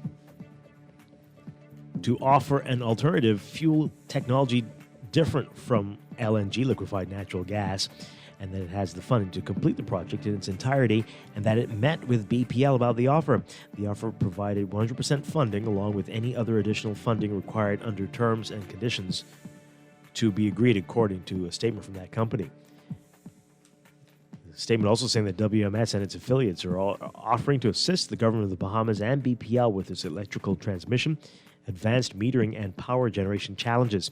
BPL's statement, though, clarifying that it has no plans to deviate from its current course with Shell NA, adding in its statement that the negotiations are in the late stages and that they remain confident that despite the length of time the negotiations have taken, the deal is expected to be signed and it will be the best outcome for the Bahamian people. BPL is also waiting to put its rate reduction bond on the market in hopes of raising more than $500 million. Meantime, BPL has outfitted its Clifton Power Station with 7 new jet engines, and it's preparing to outfit the facility with more. Insurers have paid $1.8 billion in claims from reported losses following Hurricane Dorian. That's according to the Insurance Commission of the Bahamas and its annual plan for 2021. By September 2020, the number of claims had grown to 14,157, with losses at $2.1 billion. The annual plan stating that the year 2020 was fraught with challenges and that some lingered from the devastating impact of Hurricane Dorian in 2019. There's growing interest in travel to the Bahamas based on data compiled by one of the world's leading travel search engines, Kayak.com. Flight search trends showed a 25% increase in trips to the Bahamas based on website clicks. Interest still remains below what was registered in 2019. At the highest peak during the first 2 weeks of August 2020, interest in travel to the Bahamas dropped by 88% compared to the 63% decline in interest registered in the last week of February 2021. The country is still behind Jamaica and the Dominican Republic, which have also registered growing interest in the past few months. Visitor arrivals to the Bahamas was down 78% in 2020 due to the impact of the COVID-19 pandemic on global travel. Tourism is not expected to return to pre-pandemic levels until 2022, with an uptick hoped for the second half of this year. And Tourism and Aviation Minister Dionisio de Aguilar responding to Royal Caribbean Cruises' decision to produce a 7-night all-Bahamas itinerary, which includes a stop to Bimini. He told Guardian Business that the Bahamas will exit the COVID-19 pandemic in a more advantageous position than many other destinations in the region because of unique, favorable features that are attractive to cruise lines and travelers. Royal Caribbean revealing in its latest press release that its Serenade of the Seas will be the ship to sail this island-hopping adventure through the Bahamas' archipelago, stopping in Nassau, Bimini, and Perfect Day at Coco Key. The new itinerary, according to the release, becoming available to reserve last week for sailings in 2022 and 2023. In February, the company also announced that its Liberty of the Seas ship will visit Grand Bahama for the first time during the 2022-2023 3- and 4-night all-Bahamas sailings. You can read more about that in today's Guardian Business section. Overseas global shares mixed so far today after the passage of the $1.9 billion U.S. stimulus package in the Senate over the weekend, adding to hopes for a faster recovery from the pandemic. Heavy selling of shares in technology companies helped drag benchmarks lower in Japan and South Korea after early gains.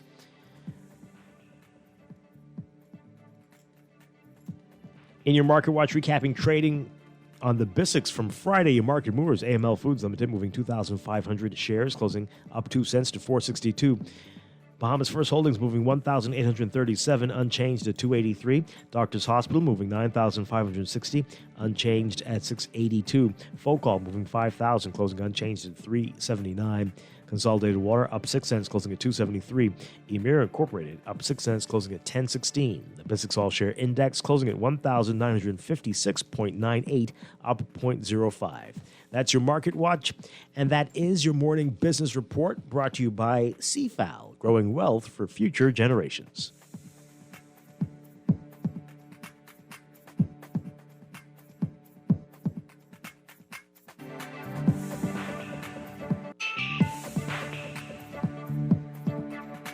You're listening to Morning Blend Business. When we come back, we are talking with the Deputy Leader of the PLP, Chester Cooper, about the PLP's Economic Recovery and Development Plan. That's after the break here on Morning Blend Business on Guardian Radio 96.9.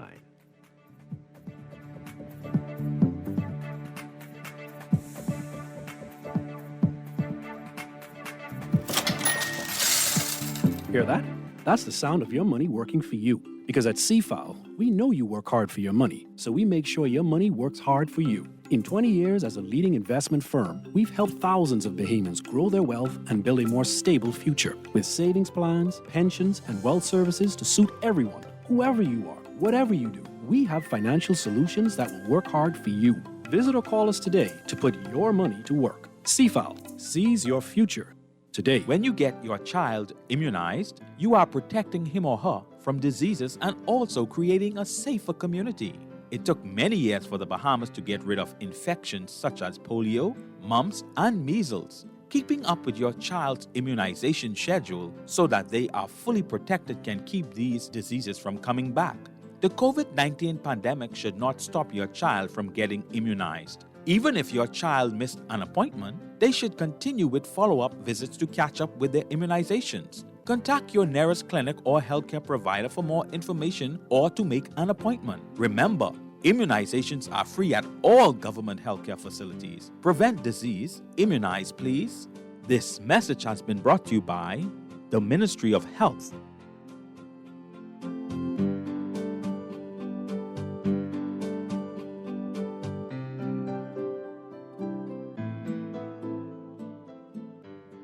Boy, why you look so mashed up like clothes at the washer? No, boy, just a hard day, boy. Hard day? What happened? The breakfast lady ran out of tuna and gritty. We need to start joking with everything, you know. This serious, boy. This real serious, boy. Boy, what's serious? Tell me. All right, well, today, boss gave us, boy, one big contract. And nobody else get a chance and nobody say nothing. Boy, you know that ain't right. You know government contracts ain't supposed to go that way. Yeah, but nobody's saying nothing. Boss man just tell people to sign the papers. Then he send me to meet this boy downtown and collect this envelope. You need to tell somebody. You need to become a whistleblower. You know I's a real man, but I never blow no whistle. I be drunk all my life and drunk, you know. No way. A whistleblower is someone who tells people what they see when they see something wrong happening at work. But I ain't no whistleblower and I ain't no snitch. I still white there, you know. Boy, ain't nobody can know it's you. All you gotta do is call Crime Stoppers or you could text them from inside the Crack Crime Bahamas app. They don't ask about you. And your call goes straight through to Miami. So nobody know you is. And if you text, your message get mixed up like Kong salad. Call 328-8477 from Nassau or 242-300-8477 from the Family Islands. For the past 33 years, Great Commission Ministries has been defending the poor and hurting, feeding the hungry, and sheltering the homeless.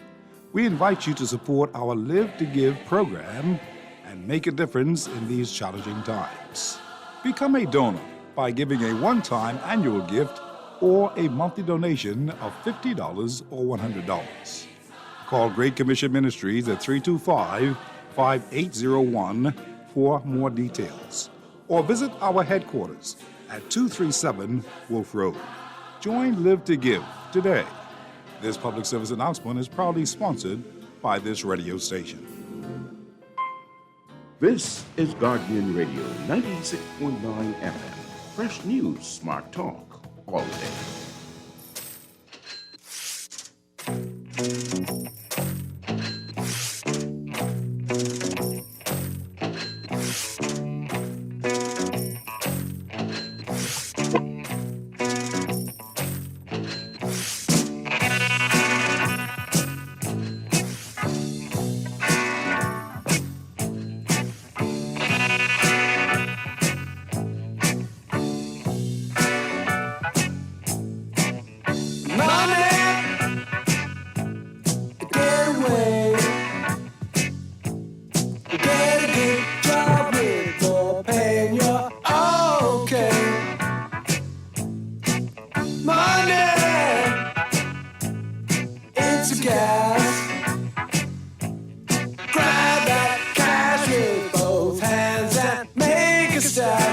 back here with Morning Blend Business on Guardian Radio 96.9. Dwight Strachan along with Pamela Musgrove. And we are very pleased to have back with us this morning the Deputy Leader of the PLP, Chester Cooper. And we're going to talk about the PLP's Economic Recovery and Development Plan. Chester Cooper, welcome back to the show. Great to have you with us.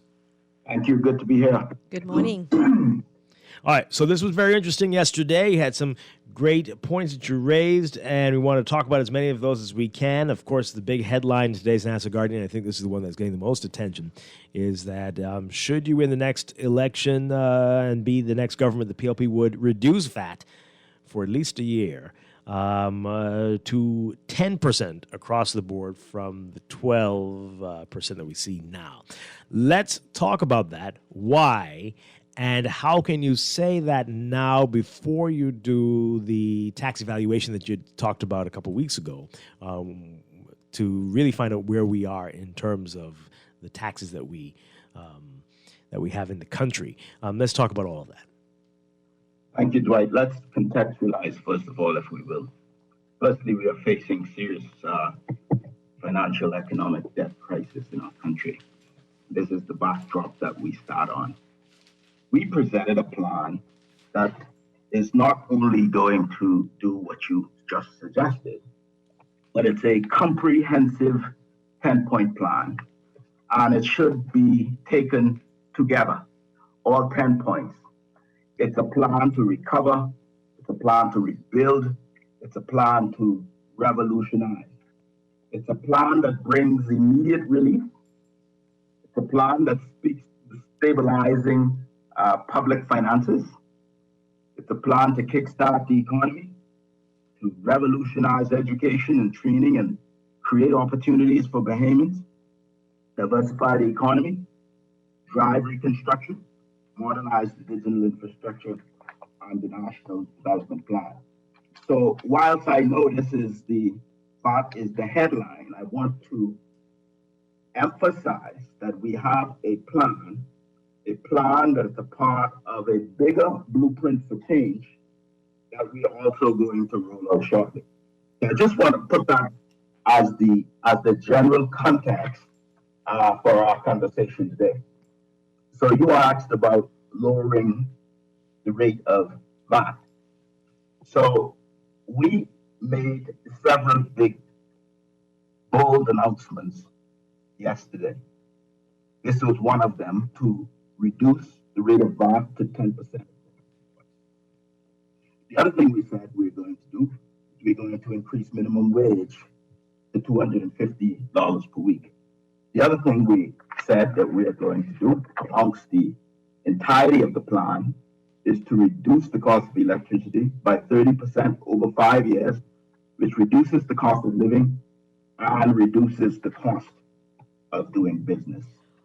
So we thought we ought to put in place some immediate assistance for the Bahamian people and to help to grow and drive the economy. So step one was to reduce the rate of VAT to 10%. We always said that the current administration changed the model of taxation, which was praised by the IMF, the international rating agencies, that was put in place by the previous Progressive Liberal Party government. It was based on extensive studies. It was determined that the ideal rate at that time was 7.5%.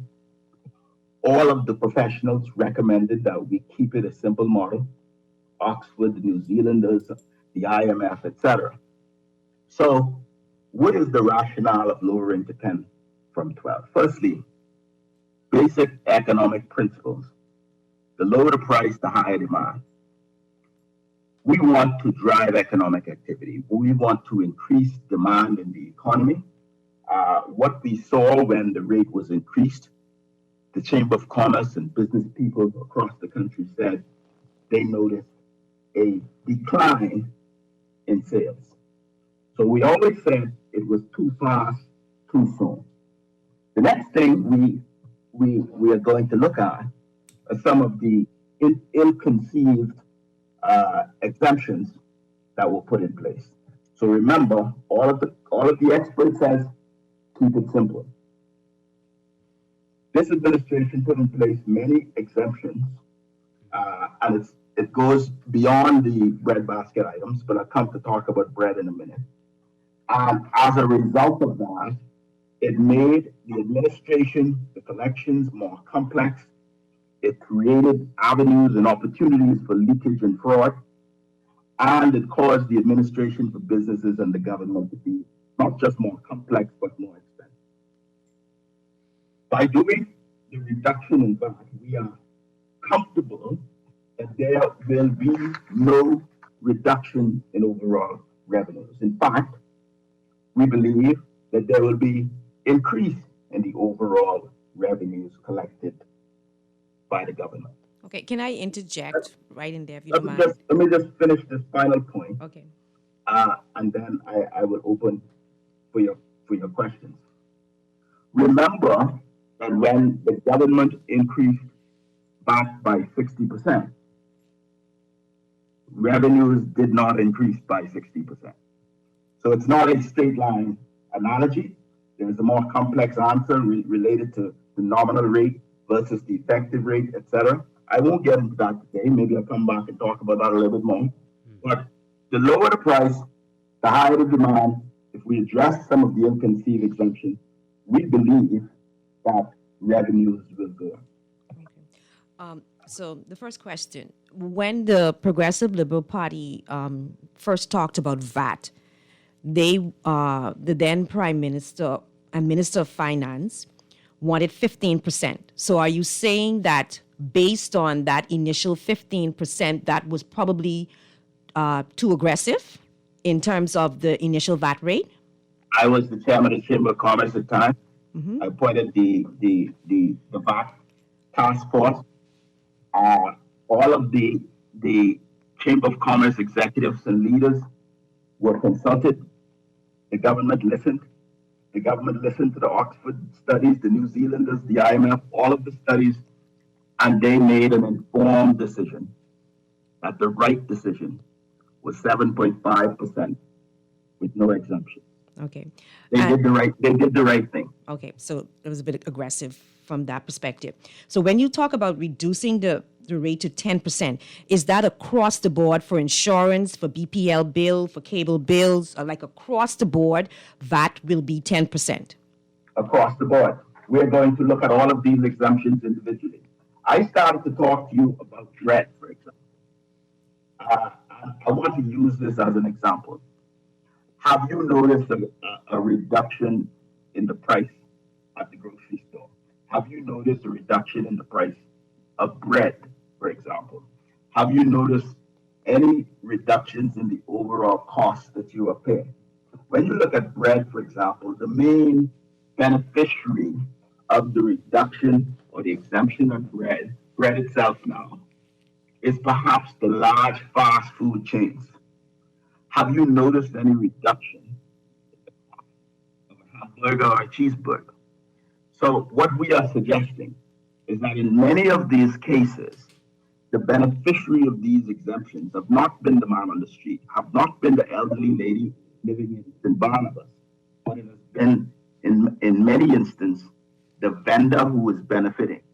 So we have to look at all of them. There are also some significant exemptions put in place in relation to some large companies in Grand Bahama, for example. So we need to look at them. We need to look at all of them. And as a result of doing this, we are satisfied based on all of the advice in the reports that we looked at, that once we make these sensible adjustments, we are going to be better off, and it's going to be a revenue positive outcome. I know you mentioned this yesterday, or maybe the leader mentioned it yesterday, that when you get in, you're going to do an evaluation that you want to see all where things stand at this point. Can you make this claim, though, that you're going to reduce VAT without conducting that first? What Absolutely. if things... Yeah? Absolutely. We've looked at all of the studies. We have access to all of the VAT-related studies that were conducted before. We have requested the additional tax reform studies that this government has undertaken.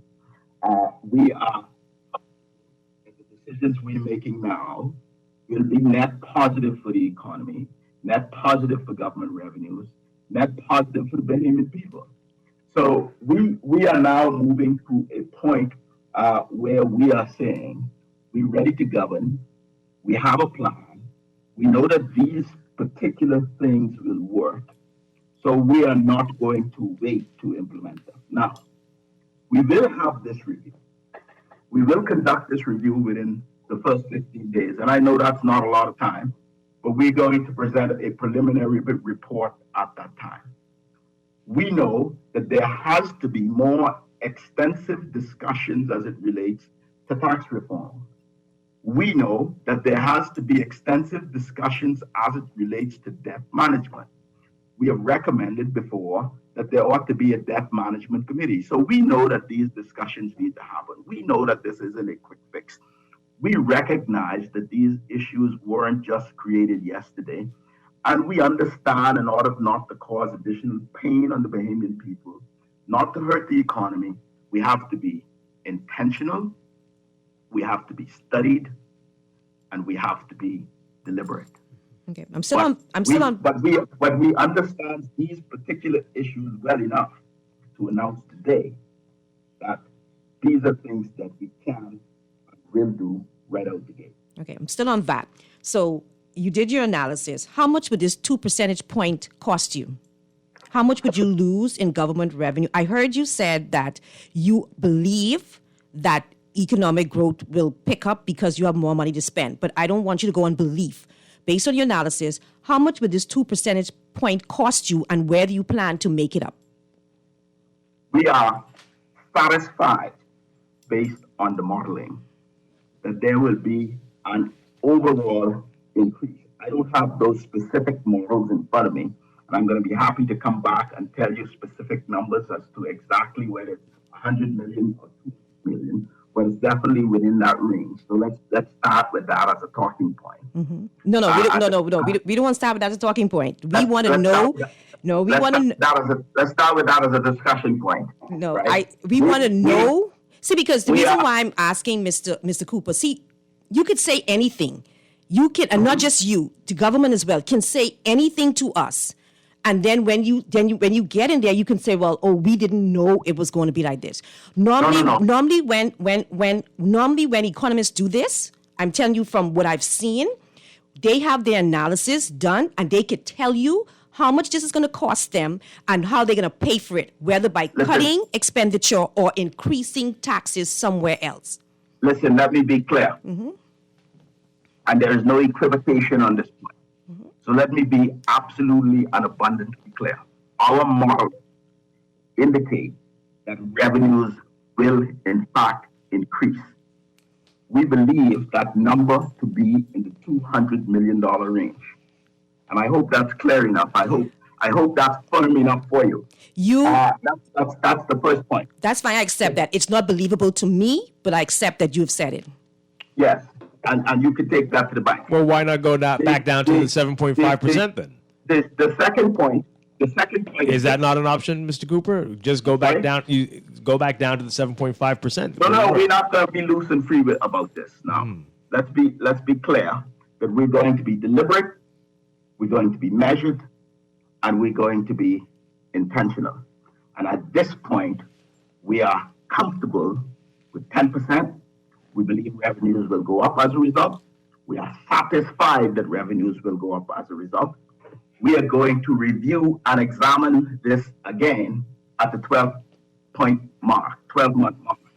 To your point, Dwight, we know that when we get there, we will have better information, okay? And we know that in 15 days, we won't have all of the information. But we are satisfied that the 12-month marker will give us enough time and enough evidence, empirical evidence, to demonstrate whether that rate must continue to be 10. But we are absolutely satisfied today that that is the rate. It will result in an increase in revenues. We're firm on this point, and that is what we are proposing to do. Okay. What do you? I know there's some hesitation in terms of, if you drop the rate, how you expect revenues to go up. I expect that to be a difficult point to comprehend. But I want to remind you the very basic economic 101 fundamental. The lower the price, the higher demand. We believe this is going to drive demand. Now, you talked about making up revenue. Let's talk about that for a minute. Firstly, when we look at the revenue enhancement unit, we determined that this was a good thing. We determined that we were collecting $30 million a month. And this collection was coming from a myriad of sources. This was coming from real property tax on commercial and high-end properties and properties in the Family Islands owned by foreigners, etc. We had professionals in place who were doing these collections. This unit was abandoned. We're going to put this unit back in place. We're going to cause there to be a collection of the fair share of taxes from people who can afford to pay. So what we're going to see happen is that there's going to be more diligence in terms of collecting taxes that now exist. And that is also a fundamental point in terms of how we are going to manage our revenues. Okay? Priority number one, though, is bringing forward a compassionate plan, a plan for the people, a plan that helps to grow the economy and at the same time provide some relief. If you talk about minimum wage, for example, and I'm a businessman fundamentally, one might also argue that small business can't afford to pay more. And I've heard this argument already, and this is why I raise it in this context. But Economics 101 tells us that it will help us to drive growth whilst we provide relief. Sir William Allen, last year, I believe in the Tribune, the late Sir William Allen, presented the argument that any proponent against minimum wage increases were counterintuitive because the lower wage suppresses economic demand. It slows economic growth. We agree with this principle. We believe it's counterintuitive to suppress the minimum wage. We, again, want to be measured. We want to be deliberate, but at the same time, we want to offer relief. We believe that Bahamians should live in dignity, and we believe we must continue to look at this to ensure that there is a livable wage.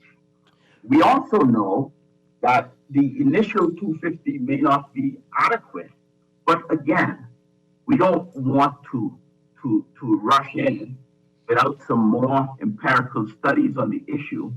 But when we compare this to the level, the poverty line, for example, which I believe is somewhere around $1,100 per month, we believe that this is a good start. All right, so what can you do about that?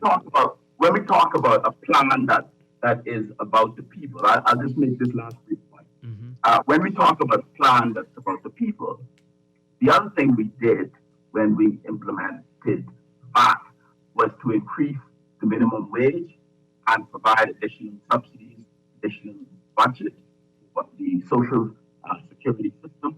So I believe all of these things must go hand in hand. Right. So we're increasing minimum wage, we're providing more budget for social assistance at the same time as we are assessing all of the other changes that we are making in the initiative. But you just said it. You said it about the livable wage, and it's still well under what is regarded as a livable wage here. And we don't hear much from our governments about what they're going to do to tackle this soaring cost of living in the country. You mentioned the breadbasket items, and we don't see the reductions. Generally, what can be done? What will you do to tackle that fact that we are among the highest in the world, the top 10 always, it seems, in the most expensive places in the world to live? Well, let me say this, and Dwight and Palm, I'm not defensive about these positions, but I want to be very firm about them. First of all, we talked about reducing the cost of electricity by 30% over a 5-year period. You know that if we reduce the cost of electricity as a big component in our overall cost of household business, that will trickle directly into the cost of doing business, the cost of living, the cost of goods and services. We will get more industry. We will have the opportunity to create new industries. We will have affordability in terms of utility costs overall. In places like Grand Bahama, where logistics is important, and pharmaceutical and chemical industry. So the point I'm making is a reduction in electricity is going to cascade throughout the economy. We believe it's very achievable. It's in line with our National Energy Plan of 2013. What we are going to do is also ensure that there's a large component of renewables. Solar would be the first element coming to mind, and we will ensure that we get to the 30% by 2033 as outlined in that plan. If you were to win the government, will you continue on this trend with the previous administration on the rate reduction bond? Let's say you were to win, but they haven't finalized that at that point. Will you continue to pursue the rate reduction bond? We need a comprehensive plan and review of everything that BPL is doing. But I mean, you're saying now that you're going to reduce the cost of energy. Firstly, reviewing the debt restructuring. Okay. Secondly, looking at the type of fuel that's being used, looking at cheaper, cleaner fuel, looking at LNG in particular. Thirdly, looking at some management efficiencies, looking at some operational efficiencies. So all of these comprehensive things will need to be considered. And yes, debt review, debt restructuring is a key component. So you're saying that even before the now leader of the opposition was in the minister responsible for BPL in the last administration. So he should have some information available to him. So can you, based on his experience in dealing with BPL, make some decisions now or make some concrete decisions now as to what you will do, as opposed to saying we will get in there and review certain stuff, but then on the other hand, you're saying that you will reduce the cost of energy by 30%. No, we have a comprehensive plan already. This is what I'm saying. Mm-hmm. When we become the government, we will look at the circumstances at that time. Government elections isn't scheduled until May 2022. Do we have to answer your question on the rate reduction bond? Firstly, it was dead on arrival. Secondly, we have some significant concerns about it. Okay? Thirdly, we recognize that the rate reduction bond will result in an increase in the cost of electricity. Okay? We estimated that to be to the tune of 15% when we did the analysis on this some time ago. There are different iterations at the moment of this rate reduction bond. This has been restructured. It hasn't come back to Parliament yet. Minister Desmond Bannister says it will come. We have some very, very serious concerns about it. And to answer your question in the most diplomatic form, we are very concerned about the rate reduction bond, and we are going to have more to say about it. I want to get back to taxation quickly. Some of our listeners are asking about it. With this evaluation that you plan to do if you win the government, people keep asking, income taxes is going to be a part of this evaluation. Are you really going to seriously consider instituting income tax? We haven't made any specific determination at the moment on additional forms of taxes. We believe that if we firstly manage what we have in the immediate term, that is where we must start. We have always said, and we have begun the consultations on it, that tax reform for this economy is absolutely necessary. We have spoken already with the financial services industry, who coincidentally supports a corporate tax for more reason than one. They believe that it will enhance the jurisdiction, for example. There has to be more consultation. There has to be more up-to-date studies on the issue of tax reform. But we agree that this is an opportunity to press the reset button on tax reform to ensure that our taxes are more equitable, to ensure people pay their fair share, and to ensure that it's progressive and it supports the development of our country. It supports the development of our economy. And we will be deliberate, we'll be measured, and we will be intentional on the issue. And we will not ram anything down the throats of the Bahamian people, but we will ensure that there is adequate and widespread consultation on these issues. There have been recent studies by Dwight and Touche. We requested these reports from the Ministry of Finance. We have not yet received them. There have been other studies in relation to these tax reforms, and we're going to look at all of these studies and all of these reports. We have several of them at the moment, but this is a comprehensive review that should not be reckless. Mr. Cooper, let me read a statement to you. This is roundabout in 2014 in an interview with Mr. Davis. According to Davis, the government would commit to a management company that can guarantee the reduction of the cost billed to customers to an average of less than 30 cents per kilowatt within 24 months from the government commencing of the contract. Currently, all-in cost based of BC per kilowatt is close to 44 cents, with customers being billed on average 40 cents, which represents more than 30% reduction. See, that 30% is coming up again. And at that time when Mr. Davis was interviewed, he guaranteed that persons would feel a reduction in their BPL bills.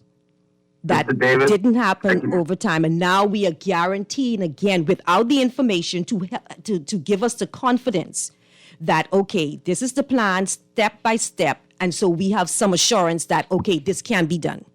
I can tell you that Mr. Davis will speak extensively to this issue when he presents the House of Assembly this week, perhaps on Wednesday. He will speak to the legacy issues of BPL. He will speak to how the former PLP administration reduced the cost of electricity. I am seeking now to lay out a path for the future. And when we look at the comprehensive plans that we now have, we are satisfied that 30% over 5 years is going to be achievable. And I have outlined the various steps that comes as a part of the plan. 1, type of fuel we're using. 2, solar, renewable energy. 3, reviewing and restructuring the debt. 4, management efficiencies and operational efficiencies. Okay? Those will be some of the key components. And when we outline this plan, I trust that you and all Bahamians will be comfortable that we are just not spewing words, that we are committed to doing what we say. We've tested this with experts in the field. We've tested it with experts local and abroad. And let me say, we are extremely comfortable with the projection that we are making.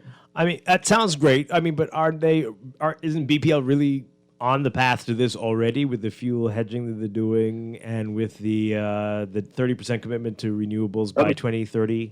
Let me firstly say that we're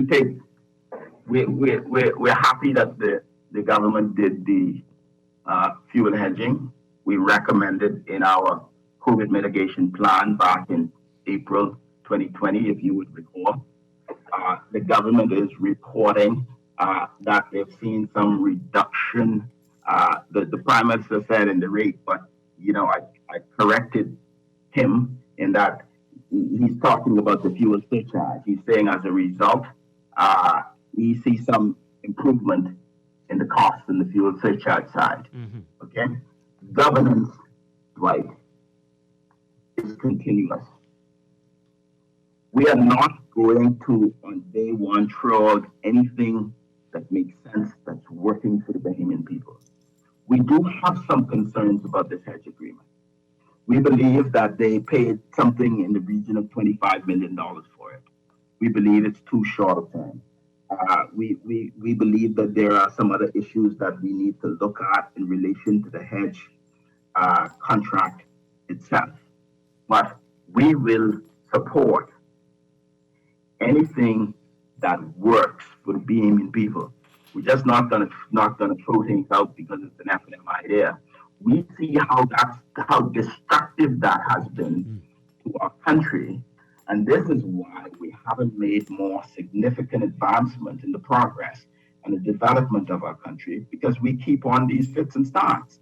And that's why point number 10 in our plan is to go to the National Development Plan and continue that work. We believe it's meaningful work. We believe it's broad consultation. We believe that that's how we will build a country. And that's why we will go back to that, and we will continue that work moving forward. Let me just make one point in this in relation to your question. Yeah. I know people are skeptical about politicians. I know people are skeptical about politics. I know people get skeptical, especially when silly season starts. I warned the Bahamian last week to be careful of silly season. One of the things that we are going to ensure is that we change the matrix of getting things done. Execution, complement. I acknowledge that. And what you will see when we roll out the comprehensive blueprint for change is you will see what we say about key performance indicators and private sector metrics and making sure we have the right people in the right jobs, etc. So many of the things that I learned and did in the private sector, I hope to bring some of those things up to ensure that we're not having the same conversation 5 years from now. Right. That's not my approach to national service. It's not my approach to national development. Our leader is going to be partnering and working, he and I, on all of these ideas together. This is a plan that has come through the hard work and consultation, not just of me, but the leader, the parliamentary caucus, many professionals in the arena with taking advice and consultation. All right, we're very comfortable that what we're talking about is achievable and not just political talk. We are running out of time, but let me ask you, one of the points in your 10-point plan, diversification, talk more about that, how you hope to achieve this, what does that entail? And we say it all the time, but we don't seem to do it. Let me add to that too, Mr. Cooper. Foreign currency borrowing has increased to about 44% of overall borrowing. And how do you plan to increase, in addition to diversification, foreign currency earnings in order for us to be able to service the debt on the foreign currency borrowing? I'm glad you raised this question. We're very concerned about that. It's now roughly, you said 44%, a roughly 50-50 split between local and foreign debt. We're going to restructure this debt at our earliest possible opportunity. Paying 9% on US dollar debt is not only sustainable, it's dangerous. It has to be repaid, and to your point, we have to earn foreign currency to pay it back. So many of these diversification strategies must be in line with earning foreign currencies or reducing our spend on exports. So one, the overall plan talks about renewable energy. We're going to push that. That is going to reduce the spend on oil. Two, we're going to look at new jobs and opportunities in shipping and logistics and aviation sector, low-hanging fruit. We're going to look at opportunities and jobs in agriculture and fisheries. We're going to look at increasing our export and reducing our import in those sections, in those sectors of the economy. We believe we can do all of those things quickly. We talked a lot about some additional opportunities, natural resources, managing it, looking at contracts, the sovereign wealth fund, the blue economy, the green economy, the orange economy, and these aren't just colorful talk. These are things that we've studied. We've looked at the opportunities. We look specifically at the opportunities available, for example, in the blue economy. We're also going to look at the cannabis industry for export. We're going to look at medical cannabis as well as industrial hemp. And when I talk about industrial hemp, you can't get high on this stuff. This is for industrial purposes, for building things, for example, wood that's very hurricane resistant. These are the kinds of things we're hoping for. There are going to be some focus on new industries, for example. We believe that we have certain things like sand and aragonite that we can pivot into value-added products.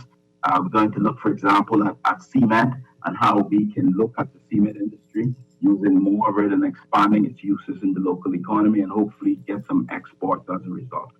So when I talk about a comprehensive plan, it's simply impossible to talk about this in 45 minutes effectively. But I want you to know that we have a plan, and a part of this plan is to look at immediate relief. A part of it is to recover the economy, to rebuild Grand Bahama, Abaco, and we will not forget Ragged Island. A part of the plan is to diversify, looking at our natural resources and the blue and the green and the orange and all new industries. As a result of reducing the cost of business, we are going to be able to cause there to be more linkages to tourism, more new industries. We're going to talk with our hotel partners to ensure that when they're getting concessions under the Hotel Encouragement Act, for example, there is a component where they spend with Bahamian manufacturers buying product, art, and entertainment. And this will help to reduce the outflow of foreign currency and also will help us to increase foreign currency. Tourism will continue to be our main industry. We have a plan for that as well.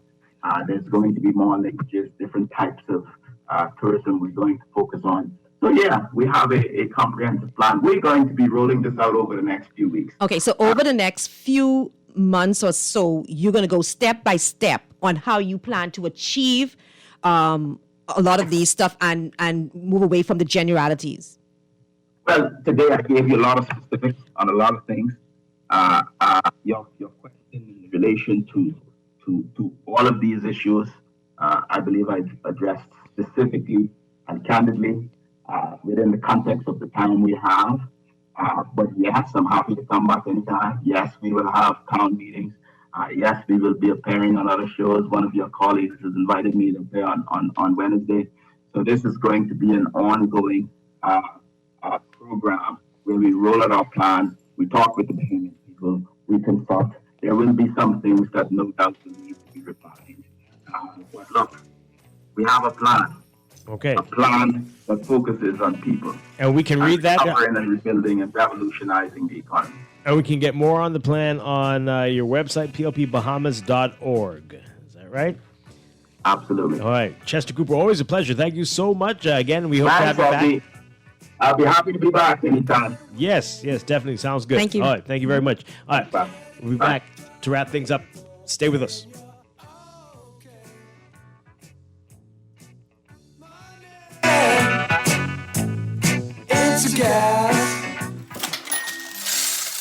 Hear that?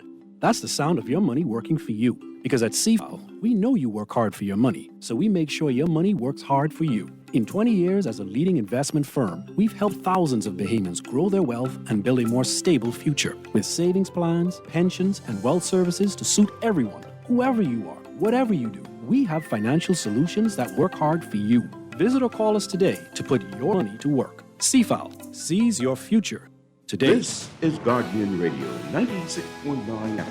Fresh news, smart talk, all day.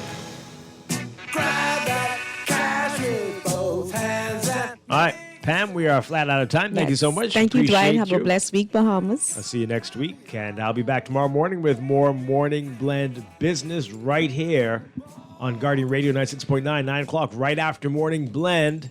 Dwight's trying to have a great day, everybody. Aaron Green's coming up next on the clock. Get back. I'm all right, Jack. Keep your hands